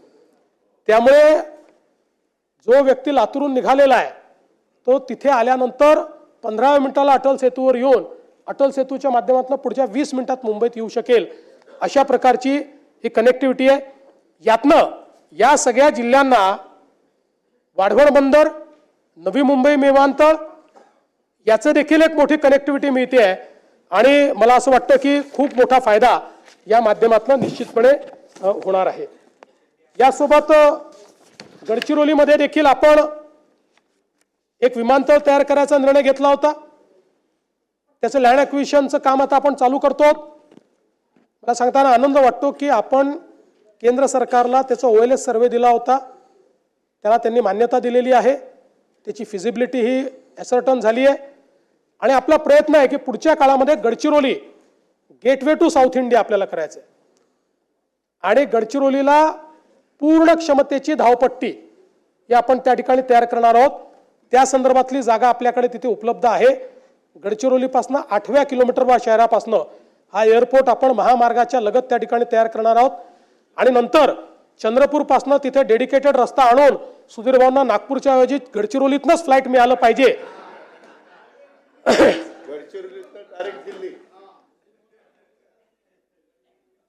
यासोबत मला आनंद आहे की अमरावती विमानतळाचं काम आपण पूर्ण केलं. नाईट लँडिंगची व्यवस्था आपण त्या ठिकाणी केली. आणि आता एशियातली सगळ्यात मोठी हवाई प्रशिक्षण संस्था एअर इंडियाच्या माध्यमातून तिथे सुरू होते. त्याचं काम आता जवळपास बांधकाम पूर्ण झालेलं आहे. पुढच्या 3-4 महिन्यात ते लोक त्याचं काम सुरू करतील. त्या संदर्भात 34 विमानं ते आणतायत तिथे. त्यातली 2 विमानं ऑलरेडी पोहोचलेली आहेत. आणि 14 म्हणजे हे 34 विमानं आणि त्यासोबत 14 पायपर विमानं अशा पद्धतीनं त्या ठिकाणी अतिशय मोठी ही संस्था तयार होते. कारण आज आपल्याला माहिती आहे सर्वात जास्त पायलटची आपल्याला आवश्यकता आहे. आता जो इंडिगोचा प्रॉब्लेम झाला तो पायलटच्या कमतरतेनेच झाला. आणि आता तर आपण 1000 नवीन फ्लाईट्स चालवायचे तर 10-15 हजार पायलट्स लागतील. त्यामुळे ही पायलट ट्रेनिंग अकॅडमी अमरावतीच्या अर्थव्यवस्थेला देखील एक नवीन कलाटणी देईल अशा पद्धतीची ही व्यवस्था आहे. अकोल्याचा जो विमानतळ आहे त्याचंही आता धावपट्टी जी आहे ती धावपट्टी वाढवण्याकरता आपण त्या ठिकाणी निधी उपलब्ध करून दिलेला आहे. आणि ती धावपट्टी ही आपण वाढवण्याचं काम करतो. यासोबत नागपूरमध्ये नवीन Nagpur international business and finance centre IBFC हे तयार करण्याचा निर्णय आपण घेतलाय. आपल्याला माहिती आहे की आज नागपूर हे शिक्षणाचं माहेरघर झालंय. देशातला अतिशय आयकॉनिक अशा प्रकारचे इन्स्टिट्यूशन्स नागपुरात आहे. VNIT आहे, एम्स आहे, IIIT आहे, GMC आहे, ICAI आहे, NLU आहे, आपलं त्या ठिकाणी वेगवेगळ्या प्रकारच्या या ज्या काही संस्था आहेत, या संस्थांमुळे एक मोठी औद्योगिक इकोसिस्टीम नागपूरला तयार झालेली आहे. आणि म्हणून नवीन नागपूरची निर्मिती आपण करणार आहोत. 1710 एकर जमिनीवर हे नवीन नागपूर आपण विकसित करणार आहोत. ज्या प्रकारे मुंबईत BKC आहे किंवा पुण्यात हिंजवडी आहे, त्याच धर्तीवर एक नवीन बिझनेस डिस्ट्रिक्ट हा नागपूरमध्ये तयार होणार आहे. आणि अंदाज आहे की 5 लाखापेक्षा जास्त रोजगार निर्मिती त्या ठिकाणी होईल. आणि विशेषतः या संदर्भात जमीन ॲक्विजिशनची जी काही आम्हाला कारवाई करायची आहे, मोठ्या प्रमाणात शेतकऱ्यांनी त्या संदर्भातलं आपलं कन्सेंट आम्हाला दिलं असल्यामुळे आणि त्या संदर्भातले फायनान्शियल टाईप्सही झाले असल्यामुळे लवकरच याची जी काही जमीन आपल्याला घ्यायची आहे तीही घेण्याचं काम आपण करू. प्रधानमंत्री आवास योजनेच्या अंतर्गत मला सांगितलं पाहिजे की जवळपास 30 लाख घरं आता आपण बांधतो. आणि हा एक रेकॉर्ड आहे की 16, 17 ते 23, 24 या कालावधीत आपण 13 लाख घरं बांधली.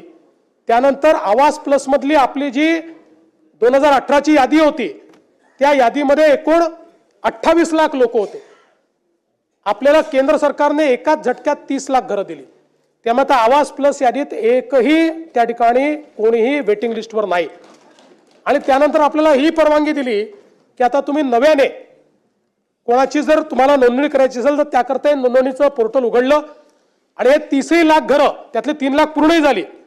या 30 लाख घरांना आपण ॲडिशनल 50,000 रुपये द्यायचं ठरवलेलं आहे. आणि प्लस रूफटॉप सोलर देतो. हे पहिल्या दिवशीपासनं यांना विजेचं बिल येणार नाही, अशा प्रकारची व्यवस्था ही आपण या ठिकाणी केली आहे. खरं म्हणजे झोपडपट्टी पुनर्वसनाशी संबंधित काही महत्त्वाचे मुद्दे आहेत, पण त्या संदर्भात माननीय उपमुख्यमंत्र्यांनी आपलं जे काही याचं उत्तर होतं लक्षवेधीचं, त्या संदर्भातल्या घोषणा केल्या. त्यामुळे मी पुन्हा सांगून आपला या ठिकाणी वेळ घेणार नाही. जे काही आपण वेगवेगळे प्रस्ताव या ठिकाणी करतो, ज्यामध्ये BDD चाळ असेल, GTB नगर असेल, बांद्रा रिक्लेमेशन असेल, आदर्श नगर असेल, मोतीलाल नगर असेल, SVP नगर असेल, प्रत्येक ठिकाणी मोठ्या प्रमाणात पुनर्वसित लोक करून अधिकची आपण निर्मिती करतो. म्हाडाच्या 56 वसाहतीची योजना आपण केली आहे. त्या संदर्भात सेवा शुल्क आपण माफ केलेलं आहे. म्हाडा अभिन्यासातील भोगवटा प्रमाणपत्र प्रलंबित असलेल्या इमारती करता देखील आपण अभय योजना त्या ठिकाणी तयार केली आहे. स्वयं पुनर्विकासाचं अधिमूल्य हे देखील आपण त्या ठिकाणी कमी केलेलं आहे. अमीनभाई कमाटीपुराचा देखील आपण 33/9चा पुनर्विकासाचा प्रस्ताव त्या ठिकाणी टेंडर काढून आता त्यालाही आपण मान्यता दिलेली आहे. मुंबईतल्या जुन्या आणि मोडकळीस आलेल्या उपकर प्राप्त इमारतीच्या पुनर्विकासाचं नवीन धोरण आपण त्या ठिकाणी मांडलेलं आहे. स्वयं पुनर्विकासाच्या संदर्भात प्रवीण दरेकर यांच्या नेतृत्वात आपण एक कमिटी तयार केलेली आहे आणि अतिशय चांगल्या शिफारसी आल्यामुळे त्यालाही आपण चालना दिली आहे. जवळपास 1600 इमारती आता या स्वयं पुनर्विकास योजनेमध्ये त्या ठिकाणी पुनर्विकास करतायत. आपलं जे काही विशेषतः जलजीवन मिशन आहे, या जलजीवन मिशनचे कामं जे अर्धवट राहिलेले आहेत त्या संदर्भात मुद्दा या ठिकाणी उपस्थित होतो. आपल्याला कल्पना आहे की जवळपास 35,000 कोटी रुपये आपण याच्यावर खर्च केले आहेत. पण जे काही सुरुवातीच्या काळातल्या डिझाईनच्या चुका असतील किंवा बाकी गोष्टी असतील, आता अर्धवट कामं पूर्ण करण्याकरता या योजनेला 44,000 कोटी रुपये अजून लागणार आहेत. 44,000 कोटी, 44,000 कोटी, 44,000.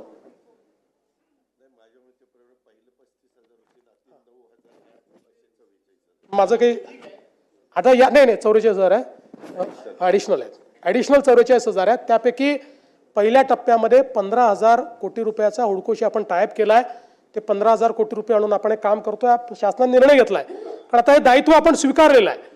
टप्प्याटप्प्याने आपल्याला पूर्ण केंद्र सरकार आता द्यायला आपण त्यांना प्रस्ताव पाठवलाय. पण त्यांचं म्हणणं आहे की तुमची राज्याची एक प्रकारे चूक आहे. तुम्ही जेव्हा डिझाईन केली योजना त्यावेळी अनफॉर्च्युनेटली अनेक ठिकाणी आपल्याकडे याचं डिझाईन करताना अधिकाऱ्यांनी घर बसल्या डिझाईन केलं आणि त्यामुळे त्यातल्या अडचणी आल्या. पण आता नीट याच्या संदर्भात एजन्सीज लावून थर्ड पार्टीचं परीक्षण करून प्रत्येक ही जी योजना आहे त्याला पूर्ण करण्याकरता किती निधी लागणार आहे त्याची फेर प्रशासकीय मान्यता ही आपण करतो आणि फेर प्रशासकीय मान्यता करूनच त्याला आपण निधी देणार आहोत. 15,000 कोटी रुपये त्याकरता आपण उपलब्ध करून देतो. हो, ते तर आता काल अनाऊन्स केलं ना. यासोबत काही अजून विषय आहेत, आता त्या सगळ्या विषयांमध्ये मी जात नाही. मुख्य विषय आपला, हो ते करणार ना. आपल्याला माहिती आहे की मुंबईमध्ये मेट्रोचं मोठं जाळं आपण तयार करतो.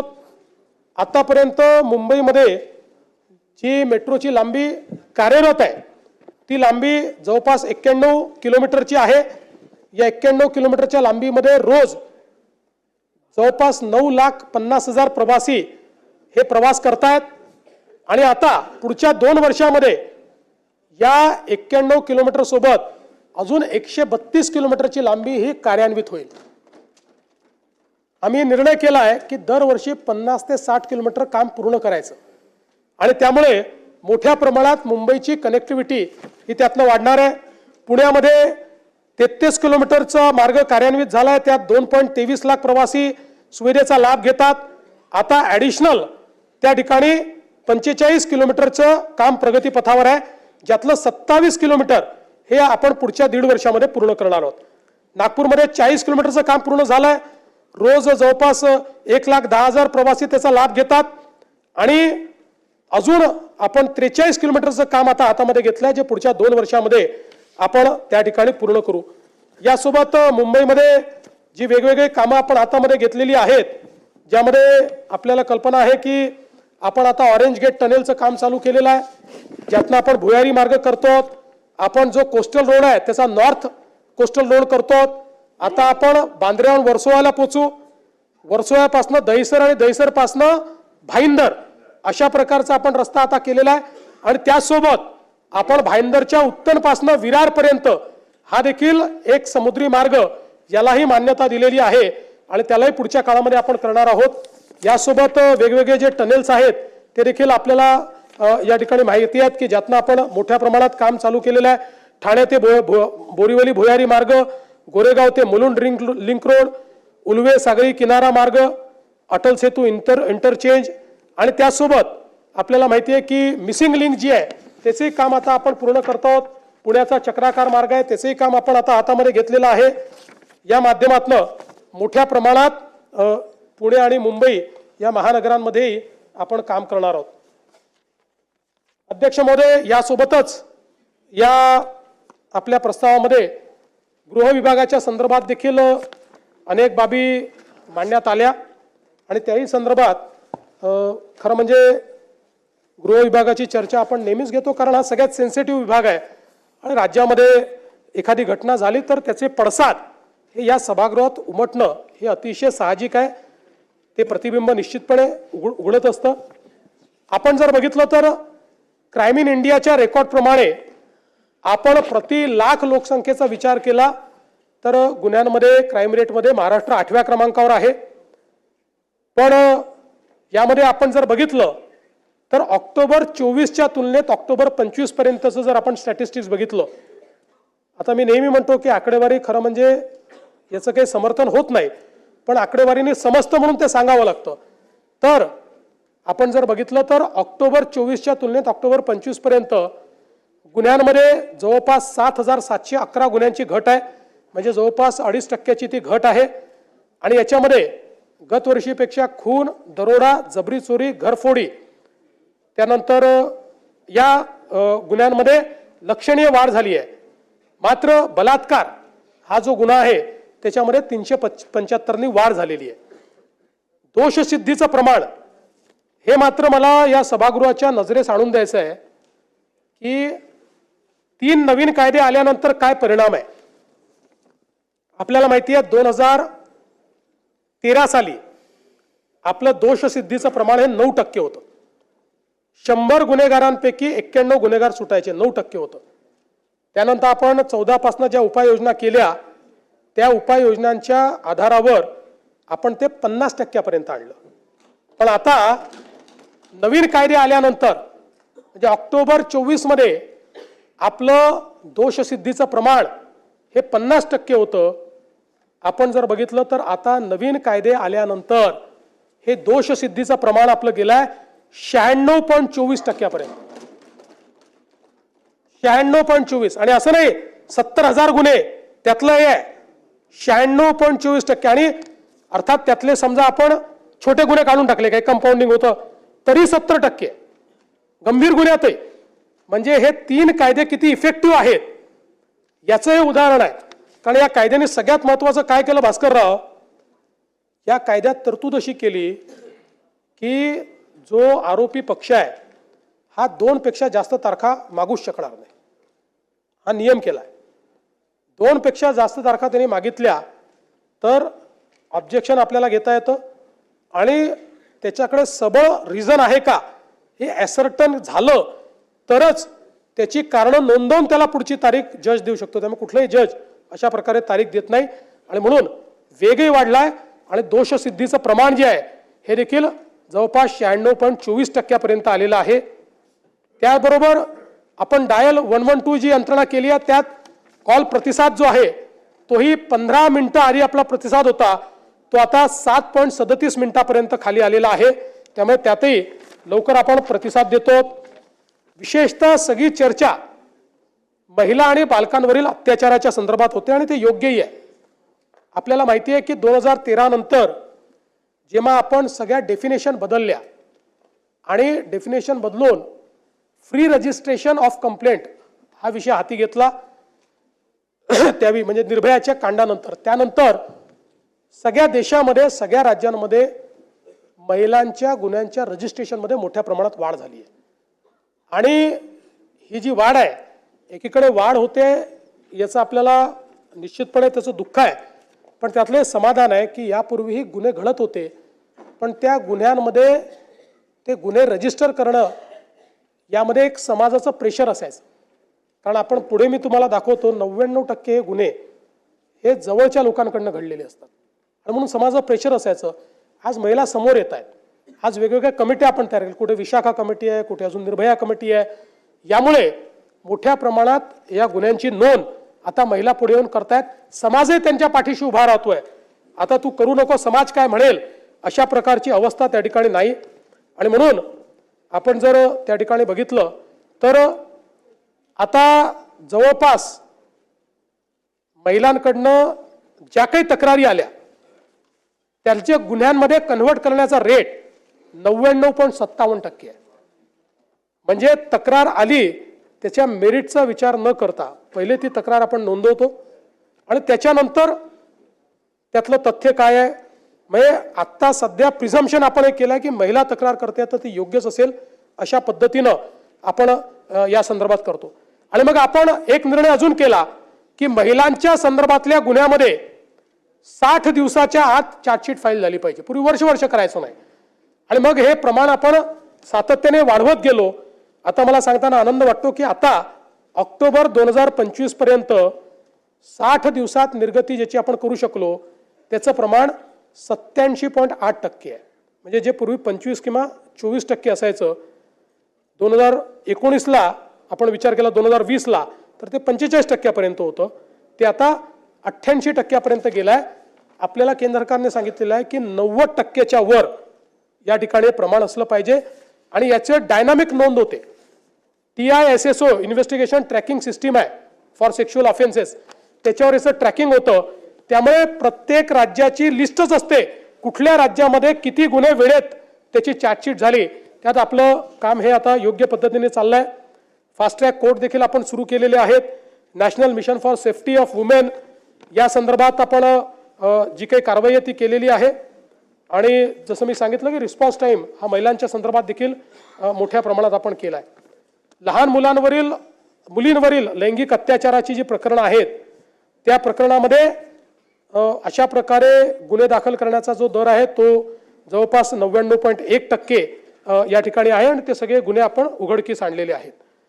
आपण आता ऑपरेशन मुस्कानच्या माध्यमातून 2015 ते 2024 13 ऑपरेशन मुस्कान केले आणि 41,193 लहान मुलं आणि मुली यांचा शोध घेऊन त्यांना त्यांच्या घरी नेलाय. आणि सगळ्यात महत्त्वाचं काय आहे तर याच्यामध्ये जवळपास 20,000 मुलं आणि 8,000 मुली ज्या आपण शोधून घरी पोचवल्या त्या आपल्या रेकॉर्डवरच नव्हत्या. त्यांच्या घरच्यांनी कुठलीही कंप्लेंट केलेली नव्हती. पण हे ऑपरेशन मुस्कानच्या माध्यमातून आणि आता ऑपरेशन शोध आपण चालू केलं. ऑपरेशन शोध मध्ये काय आहे तर आपल्याला माहिती आहे की वर्षभरामध्ये निघून गेलेले लोक परत येतात. परत आल्यानंतर पण एखाद वर्षानंतर शोधण्याची गती कमी होऊन जाते आणि म्हणून ऑपरेशन शोध जुन्या केसेसमध्ये शोध घ्या अशा पद्धतीने आपण चालू केला. आणि त्यातही जवळपास 17/4/25 ते 15/5/25 या कालावधीत ऑपरेशन शोध एक मोहिमेच्या अंतर्गत 4,960 महिला आणि 1,364 बालकांचा शोध घेण्यात आला आणि रेकॉर्डवर नसलेल्या अजून 106 महिला आणि 707 बालकांचा शोध हा या ऑपरेशनमध्ये घेण्यात आला. आणि तसंच आता ऑपरेशन शोधचा दुसरा जो टप्पा आहे तो टप्पा देखील या ठिकाणी चाललेला आहे. आणि मग एक आपला नेहमीचा मुद्दा या ठिकाणी येतो की अपहरणाचा मुद्दा एक सातत्याने आपल्याकडे मांडला जातो की किती अपहरण झालं अशा पद्धतीनं एक मुद्दा मांडला जातो. मुळामध्ये आपल्याला मला या ठिकाणी लक्षात आणून द्यायचं आहे की केंद्र सरकारने एक निर्णय केला आणि त्या निर्णयाच्या अंतर्गत केंद्र सरकारने सांगितलं केंद्र सरकारने सांगितलं की कुठलेही अशा प्रकारची महिला असेल मुलगी असेल घरातनं निघून गेली आणि 24 तासात जर ती सापडली नाही तर फौजदारी गुन्हा पकडायचा आणि मग किडनॅपिंगचा गुन्हा आपण दाखल करतो. अनेक वेळा नंतर त्या परत येतात सापडतात कधी घरगुती भांडणातनं त्या ठिकाणी गेलेले असतात आणि म्हणून हा जो नंबर आहे हा नंबर फार मोठा सुरुवातीला आपल्याला दिसतो. पण आपण जर बघितलं तर महाराष्ट्रामध्ये या संदर्भात जे काही अपहृत अल्पवयीन मुली किंवा जी काही मुलं आहेत महिला आहेत या संदर्भात साधारणपणे त्यांचा जे काही परत आणण्याचा दर आहे हा वर्षाचा 86%. गेलेले 86% परत येतात आणि पुढच्या वर्षात अजून त्यातले 10% परत येतात म्हणजे सापडतात. एका वर्षात 86% सापडतात आणि असं करता करता 98% आपण पोहोचतो. कुठे कमी अधिक होतो पण 90% आपण जातो की जे परत येतात. म्हणजे एक तर आपण त्यांना शोधतो किंवा ते परत येतात किंवा त्यांची भांडणं त्या ठिकाणी संपतात. आणि म्हणून आपण जर कारण आता मुंबईची चर्चा फार मोठ्या प्रमाणात झाली आणि म्हणून मुंबईमध्ये तर आपण जर बघितलं तर मुंबईमध्ये तर हा परत आणण्याचा दर जो आहे हा 99% मुंबईमध्ये. आपण जर विचार केला 2022 सालचा तर 2022 मध्ये त्या ठिकाणी एकूण जे काही अशा केसेस फौजदारी गुन्हे किडनॅपिंगचे किंवा निघून गेल्याचे झाले त्यात 1892 पैकी 1870 परत आले म्हणजे 99% हा रेट आहे. किंवा 23 मध्ये आपण बघितलं तर 1257 पैकी 1887 त्या ठिकाणी परत आले परत 98.5% रेट आहे. 2024 मध्ये 1999 पैकी 1973 आपण परत आणू शकलो म्हणजे परत 99% रेट आहे. त्यामुळे अनेक वेळा काय होतं स्टॅटिस्टिक्स कसं मिसलिडिंग असतं की आपल्याला असं वाटतं की बाबा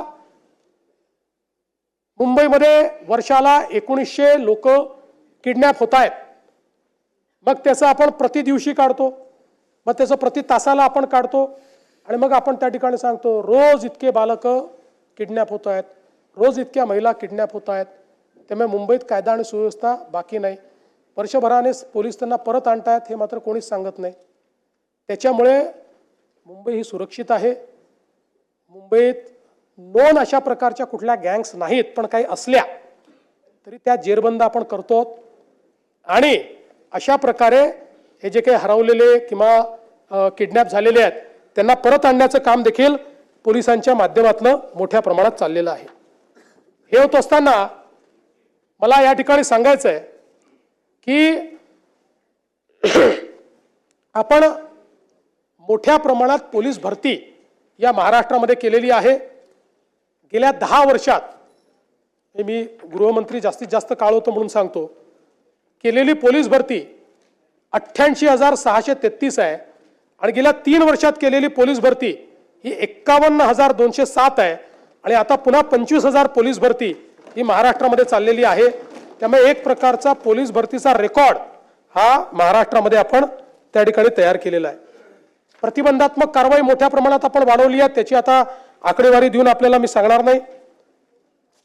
नवीन फौजदारी कायद्यांच्या संदर्भातही मी आपल्याला सांगितलंय, उशीर झाल्यामुळे त्याही संदर्भात आपला जास्त वेळ मी घेत नाही.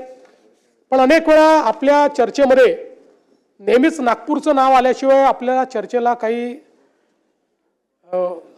तडका येत नाही, सावजी होत नाही तो. त्यामुळे मी आपल्याला सांगू इच्छितो की नागपूर शहरामध्ये ऑक्टोबर 2024च्या तुलनेत ऑक्टोबर 2025 मध्ये एकूण 901 गुन्हे कमी झाले आहेत. गुणात्मक बदल आहे. आणि यामध्ये हा बावनकुळेंचीच आहे, तेच लक्ष देत, मी देतच नाही. मी मुंबईत असतो, ते नागपुरात ते असतात. याच्यातही प्रमुख शीर्षक जे आहेत, खून, खुनाचा प्रयत्न, दुखापत, बलात्कार, चोरी, जबरी चोरी, दरोडा, या प्रत्येक शीर्षामध्ये गुन्हे कमी झालेले आहेत, नागपुरात गुन्हे वाढलेले नाहीत. आणि मग काय काय कारवाई केली आहे ते आता सांगून आपला वेळ घेत नाही. भरपूर कारवाई झालेली आहे, त्यामुळे त्या संदर्भात जास्त वेळ घेत नाही. यासोबत खरं म्हणजे सायबर गुन्ह्यांच्या संदर्भात देखील आपल्याकडे एक महत्त्वाचं सगळ्या चर्चा येतात. आता खूप चांगल्या पद्धतीनं आपण सायबर गुन्ह्यांमध्ये महासायबर अशा पद्धतीनं आपलं एक नेटवर्क तयार केलेलं आहे. हे जे आपलं हेडक्वार्टर आहे महासायबर, हे देशातलं सगळ्यात आधुनिक हेडक्वार्टर आहे. आता जवळपास 4-5 राज्यांनी आपल्याला विनंती केली, आपण त्याला कॉर्पोरेशनमध्ये परिवर्तित केलं आहे, कारण आपण एवढी कॅपॅबिलिटी उभी केली तर त्याचा फायदाही झाला पाहिजे. आता 3-4-5 राज्यांनी आपल्याकडे येऊन ते पाहून गेले, त्यातले 3 राज्य तर नक्कीच आपल्याला त्यांच्याकडे तसं महासायबर उभं करण्याचं काम देत आहेत. आणि 2 देश हे आता आपल्याला ते काम देत आहेत महासायबरला, की तशा प्रकारचं सायबर हेडक्वार्टर आपण त्यांच्याकडेही जाऊन उभं करावं. त्यातलं आज रात्री 8:30 वाजता एका देशासोबत कदाचित आमचा अंतिम करार होईल. आणि या माध्यमातून आता आपल्याकडे कॅपेबिलिटी आहे. आपण पूर्वी ज्या गोष्टींकरता केंद्र सरकारकडे पाहायचो त्या सगळे आता आपण त्या ठिकाणी कॅपेबिलिटी वापरू शकतो. गोल्डन अवरमध्ये लोकांचे जाणारे पैसे आपण थांबवू शकतो. मोठ्या प्रमाणात आपल्याकडे हे फेक कॉल सेंटर्स असतील, मोठ्या प्रमाणात सायबर फ्रॉड्स असतील, डिजिटल अरेस्ट असेल, या सगळ्या गुन्ह्यांमध्ये आपण लोकांना वाचवलेलं आहे. आणि सगळ्यात महत्त्वाचं की अनेक मुली ज्या सेक्स्टॉर्शनच्या बळी पडल्या होत्या आणि आत्महत्येच्या विचारात होत्या, अशांना वाचवण्याचं काम या आपल्या सायबर युनिटच्या माध्यमातून झालं आहे. 100 पेक्षा जास्त लोक असे आहेत की आपल्या सगळ्या जे काही सोशल मीडिया चालतो, या सोशल मीडियामध्ये असं लक्षात आलं की आत्महत्या करण्याची त्यांनी काही म्हणजे संकल्पना बोलून दाखवली आहे किंवा निराशा दिसते आहे, त्यांना स्वतः हुडकून आणि त्यांच्याशी चर्चा करून त्यांना आत्महत्येपासून परावृत्त करण्याचं काम हे आपल्या महासायबरच्या माध्यमातून आपण केलेलं आहे. आणि आज आपल्याकडे खूप मोठ्या प्रमाणात त्याची व्यवस्था आहे. अंमली पदार्थ हा आज आपल्या समोरचा सगळ्यात मोठा प्रश्न आहे. महाराष्ट्रामध्ये अंमली पदार्थाच्या संदर्भात एक 0 टॉलरन्सची आपण भूमिका घेतली आहे. अनेक वेळा लोक असं म्हणतात की बाबा इथे माल सापडतोय, तिथे माल सापडतोय. याचं कारण आहे की एक मोठं इंटेलिजन्सचं नेटवर्क तयार झालं आहे. केंद्र सरकारने आता सगळ्या राज्यांना एका पेजवर आणलंय. सगळे राज्य इंटेलिजन्स शेअरिंग करतायत. आपण तेलंगणामध्ये जाऊन पकडलं, आपण दिल्लीमध्ये जाऊन पकडलं, कारण इंटेलिजन्स शेअरिंग होत आहे. आणि म्हणून आता मोठ्या प्रमाणात आपण याची कारवाई सुरू केलेली आहे. आपण जर विचार केला तर साधारणपणे यामध्ये हजारो कोटी रुपयाचं ड्रग्स हे आपण पकडलेलं आहे. त्याची सगळी माहिती ती देत नाही. आणि पकडल्यानंतर ते नष्ट करण्याचं काम आपण करतोय. म्हणजे ते पुन्हा सायकलिंगमध्ये यायला नको म्हणून दर 6 महिन्यांनी जेवढा वेगवेगळ्या युनिटमध्ये ड्रग पकडलं गेलं असेल त्याचं फॉरेन्सिक आपण त्याचा रिपोर्ट असतो, त्यामुळे त्या सगळ्या साठ्याची आपल्याला आवश्यकता नसते. आपल्याला त्याची परवानगी मिळते, तो सगळा साठा आपण जाळून टाकतो, तो पुन्हा रिसायकलिंगमध्ये आपण येऊ देत नाही. आणि खूप ठिकाणून येतोय, असं नाही. काय होतं याच्यामध्ये, हे MD वगैरे तर नाना भाऊ, पूर्वीच्या काळामध्ये जसं आपण आपल्याकडे गुऱ्हाळ असायचं, कढईमध्ये उसाचा रस टाकला की आपले सराटे घेऊन आपण त्यातनं राब काढायचो आणि गुळ तयार करायचो, असं मेफेड्रॉन तयार होतं, साध्या कढईमध्ये तयार होऊ शकतं. हा एक मोठा चॅलेंज आहे. म्हणजे आपण ते मोठे मोठे ड्रग्ज जे आहेत महागडाचे, ते तर आपण पकडतोय, ते बाहेरून यावे लागतात. पण या ठिकाणी हे ड्रग्ज जे आहेत हे अतिशय सिम्पली तयार होत आहेत. आणि म्हणून याच्यावर इंटेलिजन्स व्यवस्था ठेवणे आणि त्याच्यावर कारवाई करणे आणि कडक कारवाई करणे. म्हणूनच आपण ड्रग्सच्या संदर्भात 2 गोष्टी केल्यात. MPD आणि मोकामरे यांना घेतलेलं आहे, ते आपण लावतो. आणि कोणी पकडले गेलं, पेडलरी पकडला गेला तरी फॉरवर्ड लिंकेज काय आणि बॅकवर्ड लिंकेज काय हे आपण शोधून काढतो. वेगवेगळ्या ठिकाणी लक्षात आलं की कंटेनरमध्ये ड्रग्ज येत आहेत. आता सगळ्या हे जे काही पोर्ट्स आहेत त्या ठिकाणी स्कॅनिंग मशीन लावलेले आहेत, ज्यातनं ते स्कॅन आपल्याला करता येतं आणि त्यातनं समजतं. पोस्टाने पाठवतायत, आपलं वेगवेगळ्या प्रकारच्या पद्धती त्या ठिकाणी वापरतायत. तेही सगळ्या लोकांना आपण हे सांगितलेलं आहे की तुमच्यावर जबाबदारी आहे. तिथे भेटी देऊन तिथली सिस्टीम जी आहे ती सॅनिटाईज करण्याचं काम आपण केलेलं आहे. मोठ्या प्रमाणात जाणीव जागृती होते. आणि विशेषतः ज्या पोलिसांनी याच्यामध्ये डायरेक्ट इनडायरेक्ट सहभाग घेतला असेल त्या पोलिसांना आपण बडतर्फ केलेलं आहे, त्यांना सस्पेंड केलेलं नाही. थेट 311 खाली आपण त्यांना बडतर्फ केलेलं आहे. हे देखील या निमित्ताने मला सांगायचं आहे. यासोबत काही अजून वेगवेगळ्या गोष्टी आपण मांडलेल्या आहेत. मी आता त्या सगळ्या गोष्टी आपल्यासमोर, म्हणजे काही महिला अत्याचाराचे विषय ते देखील आपल्यासमोर ठेवले आहेत. भ्रष्टाचाराच्या संदर्भात मुद्दे मांडल्यात. खरं म्हणजे महाराष्ट्रामध्ये आपण मोठ्या प्रमाणात गेले काही वर्ष सापळे तयार करतो. आज आपण बघितलं तर जेवढ्या सापळ्याच्या कारवाया महाराष्ट्र करतोय तेवढं इतर कुठेही होत नाही. आणि एकही अशी कंप्लेंट नाही की आम्ही अँटी करप्शनला तक्रार दिली आणि आमची तक्रार समोरच्याला मिळाली. आत्ता आपण जे सापळे करतो 99% सापळ्यांमध्ये आपण यशस्वी होतो आणि हे सुरूच राहील. आता याचं इंटरप्रिटेशन कोणी हेही करू शकतं की या घटना वाढतायत म्हणजे आपल्याकडे भ्रष्टाचार वाढलाय. माझं मत असं आहे, जेवढे जास्तीत जास्त लोक भ्रष्टाचारी पकडले जातील अशा गुन्ह्यांचं रजिस्ट्रेशन हे मला असं वाटतं की लोकांवर जरब आणेल आणि निश्चितपणे त्या ठिकाणी भ्रष्टाचार जो आहे तो कमी होईल. एक राजकीय विरोधकांवर सूड भावनेने दाखल होत असलेले असे कुठलेच गुन्हे आपण दाखल करत नाही. टोळ्यांच्या दहशतीच्या संदर्भात देखील काही विषय आलेले आहेत. मोठ्या प्रमाणात यामध्ये कारवाई आपण केली आहे.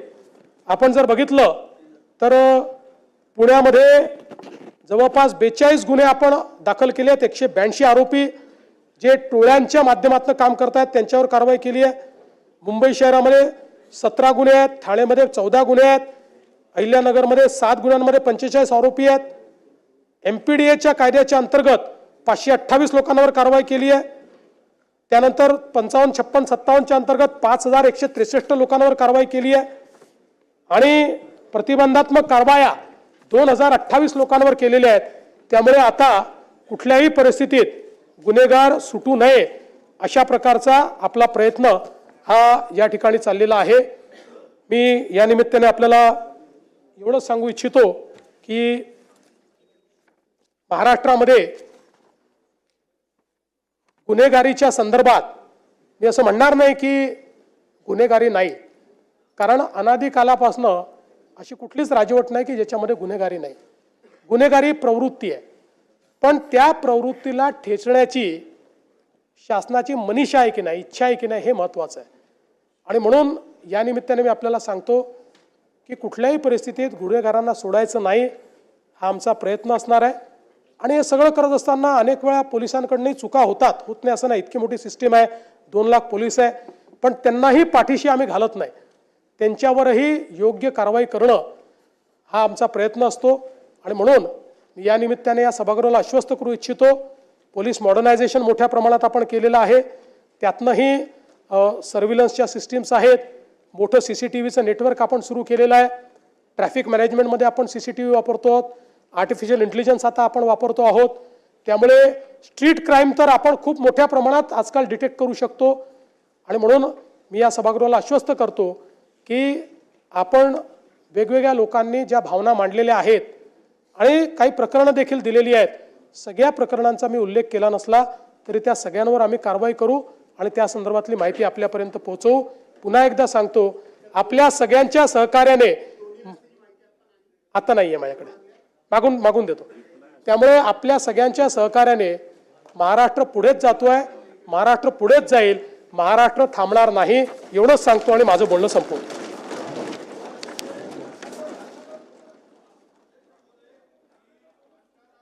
त्यांनी म्हणलं होतं अध्यक्ष महोदय की धान उत्पादक शेतकरी यावेळेस संकटात आहे, अडचणीत आहे.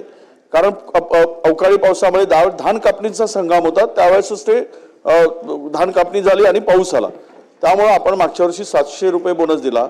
यावर्षी सुद्धा अत्यंत नुकसान मोठ्या प्रमाणात झालं. ते त्या धानाचं पाकड झालं, धान खरेदी होत नाहीये अशी परिस्थिती आहे. म्हणून धानाला 1000 रुपये बोनस ह्या नाही क्विंटल एका क्विंटलच्या मागे 1000 मागच्या वेळेस जे दिलं 1000 अरे 20,000 रुपये हेक्टरी जे काही बोनस आहे. धानाच्या शेतकऱ्याला यापूर्वी सरकारने मदत केली आहे, यापुढेही सरकार मदत करेल. त्या संदर्भातली सगळी माहिती घेऊन त्याची योग्य जी काय अनाउन्समेंट आहे ती आम्ही करू. ठीक आहे.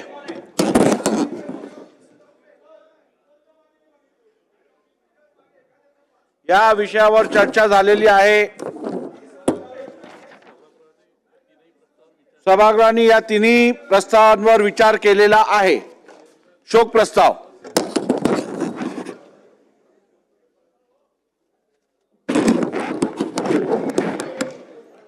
मी पुढील प्रमाणे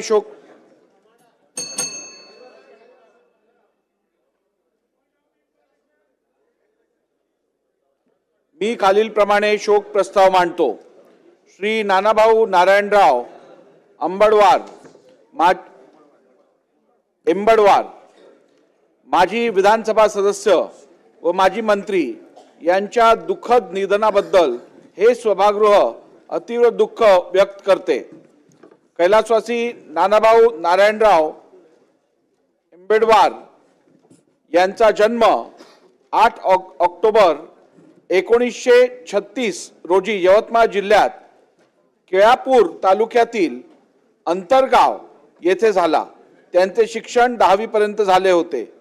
कैलासवासी एंबडवार यांनी महाराष्ट्र फॉरवर्ड ब्लॉकचे जनरल सेक्रेटरी म्हणून कार्य केले होते. ते सन 1967-1977 या कालावधीत यवतमाळ जिल्हा परिषदेचे सदस्य होते.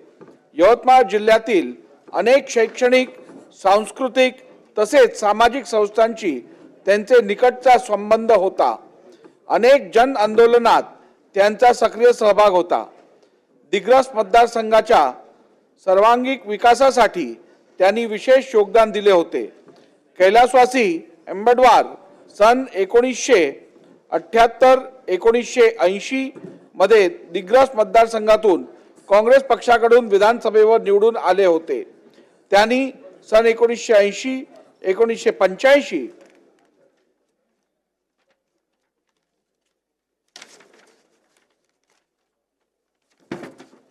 या कालावधीत रोजगार हमी योजना, वन, कृषी व फलोत्पादन खात्याचे मंत्री म्हणून उत्तम कार्य केले होते.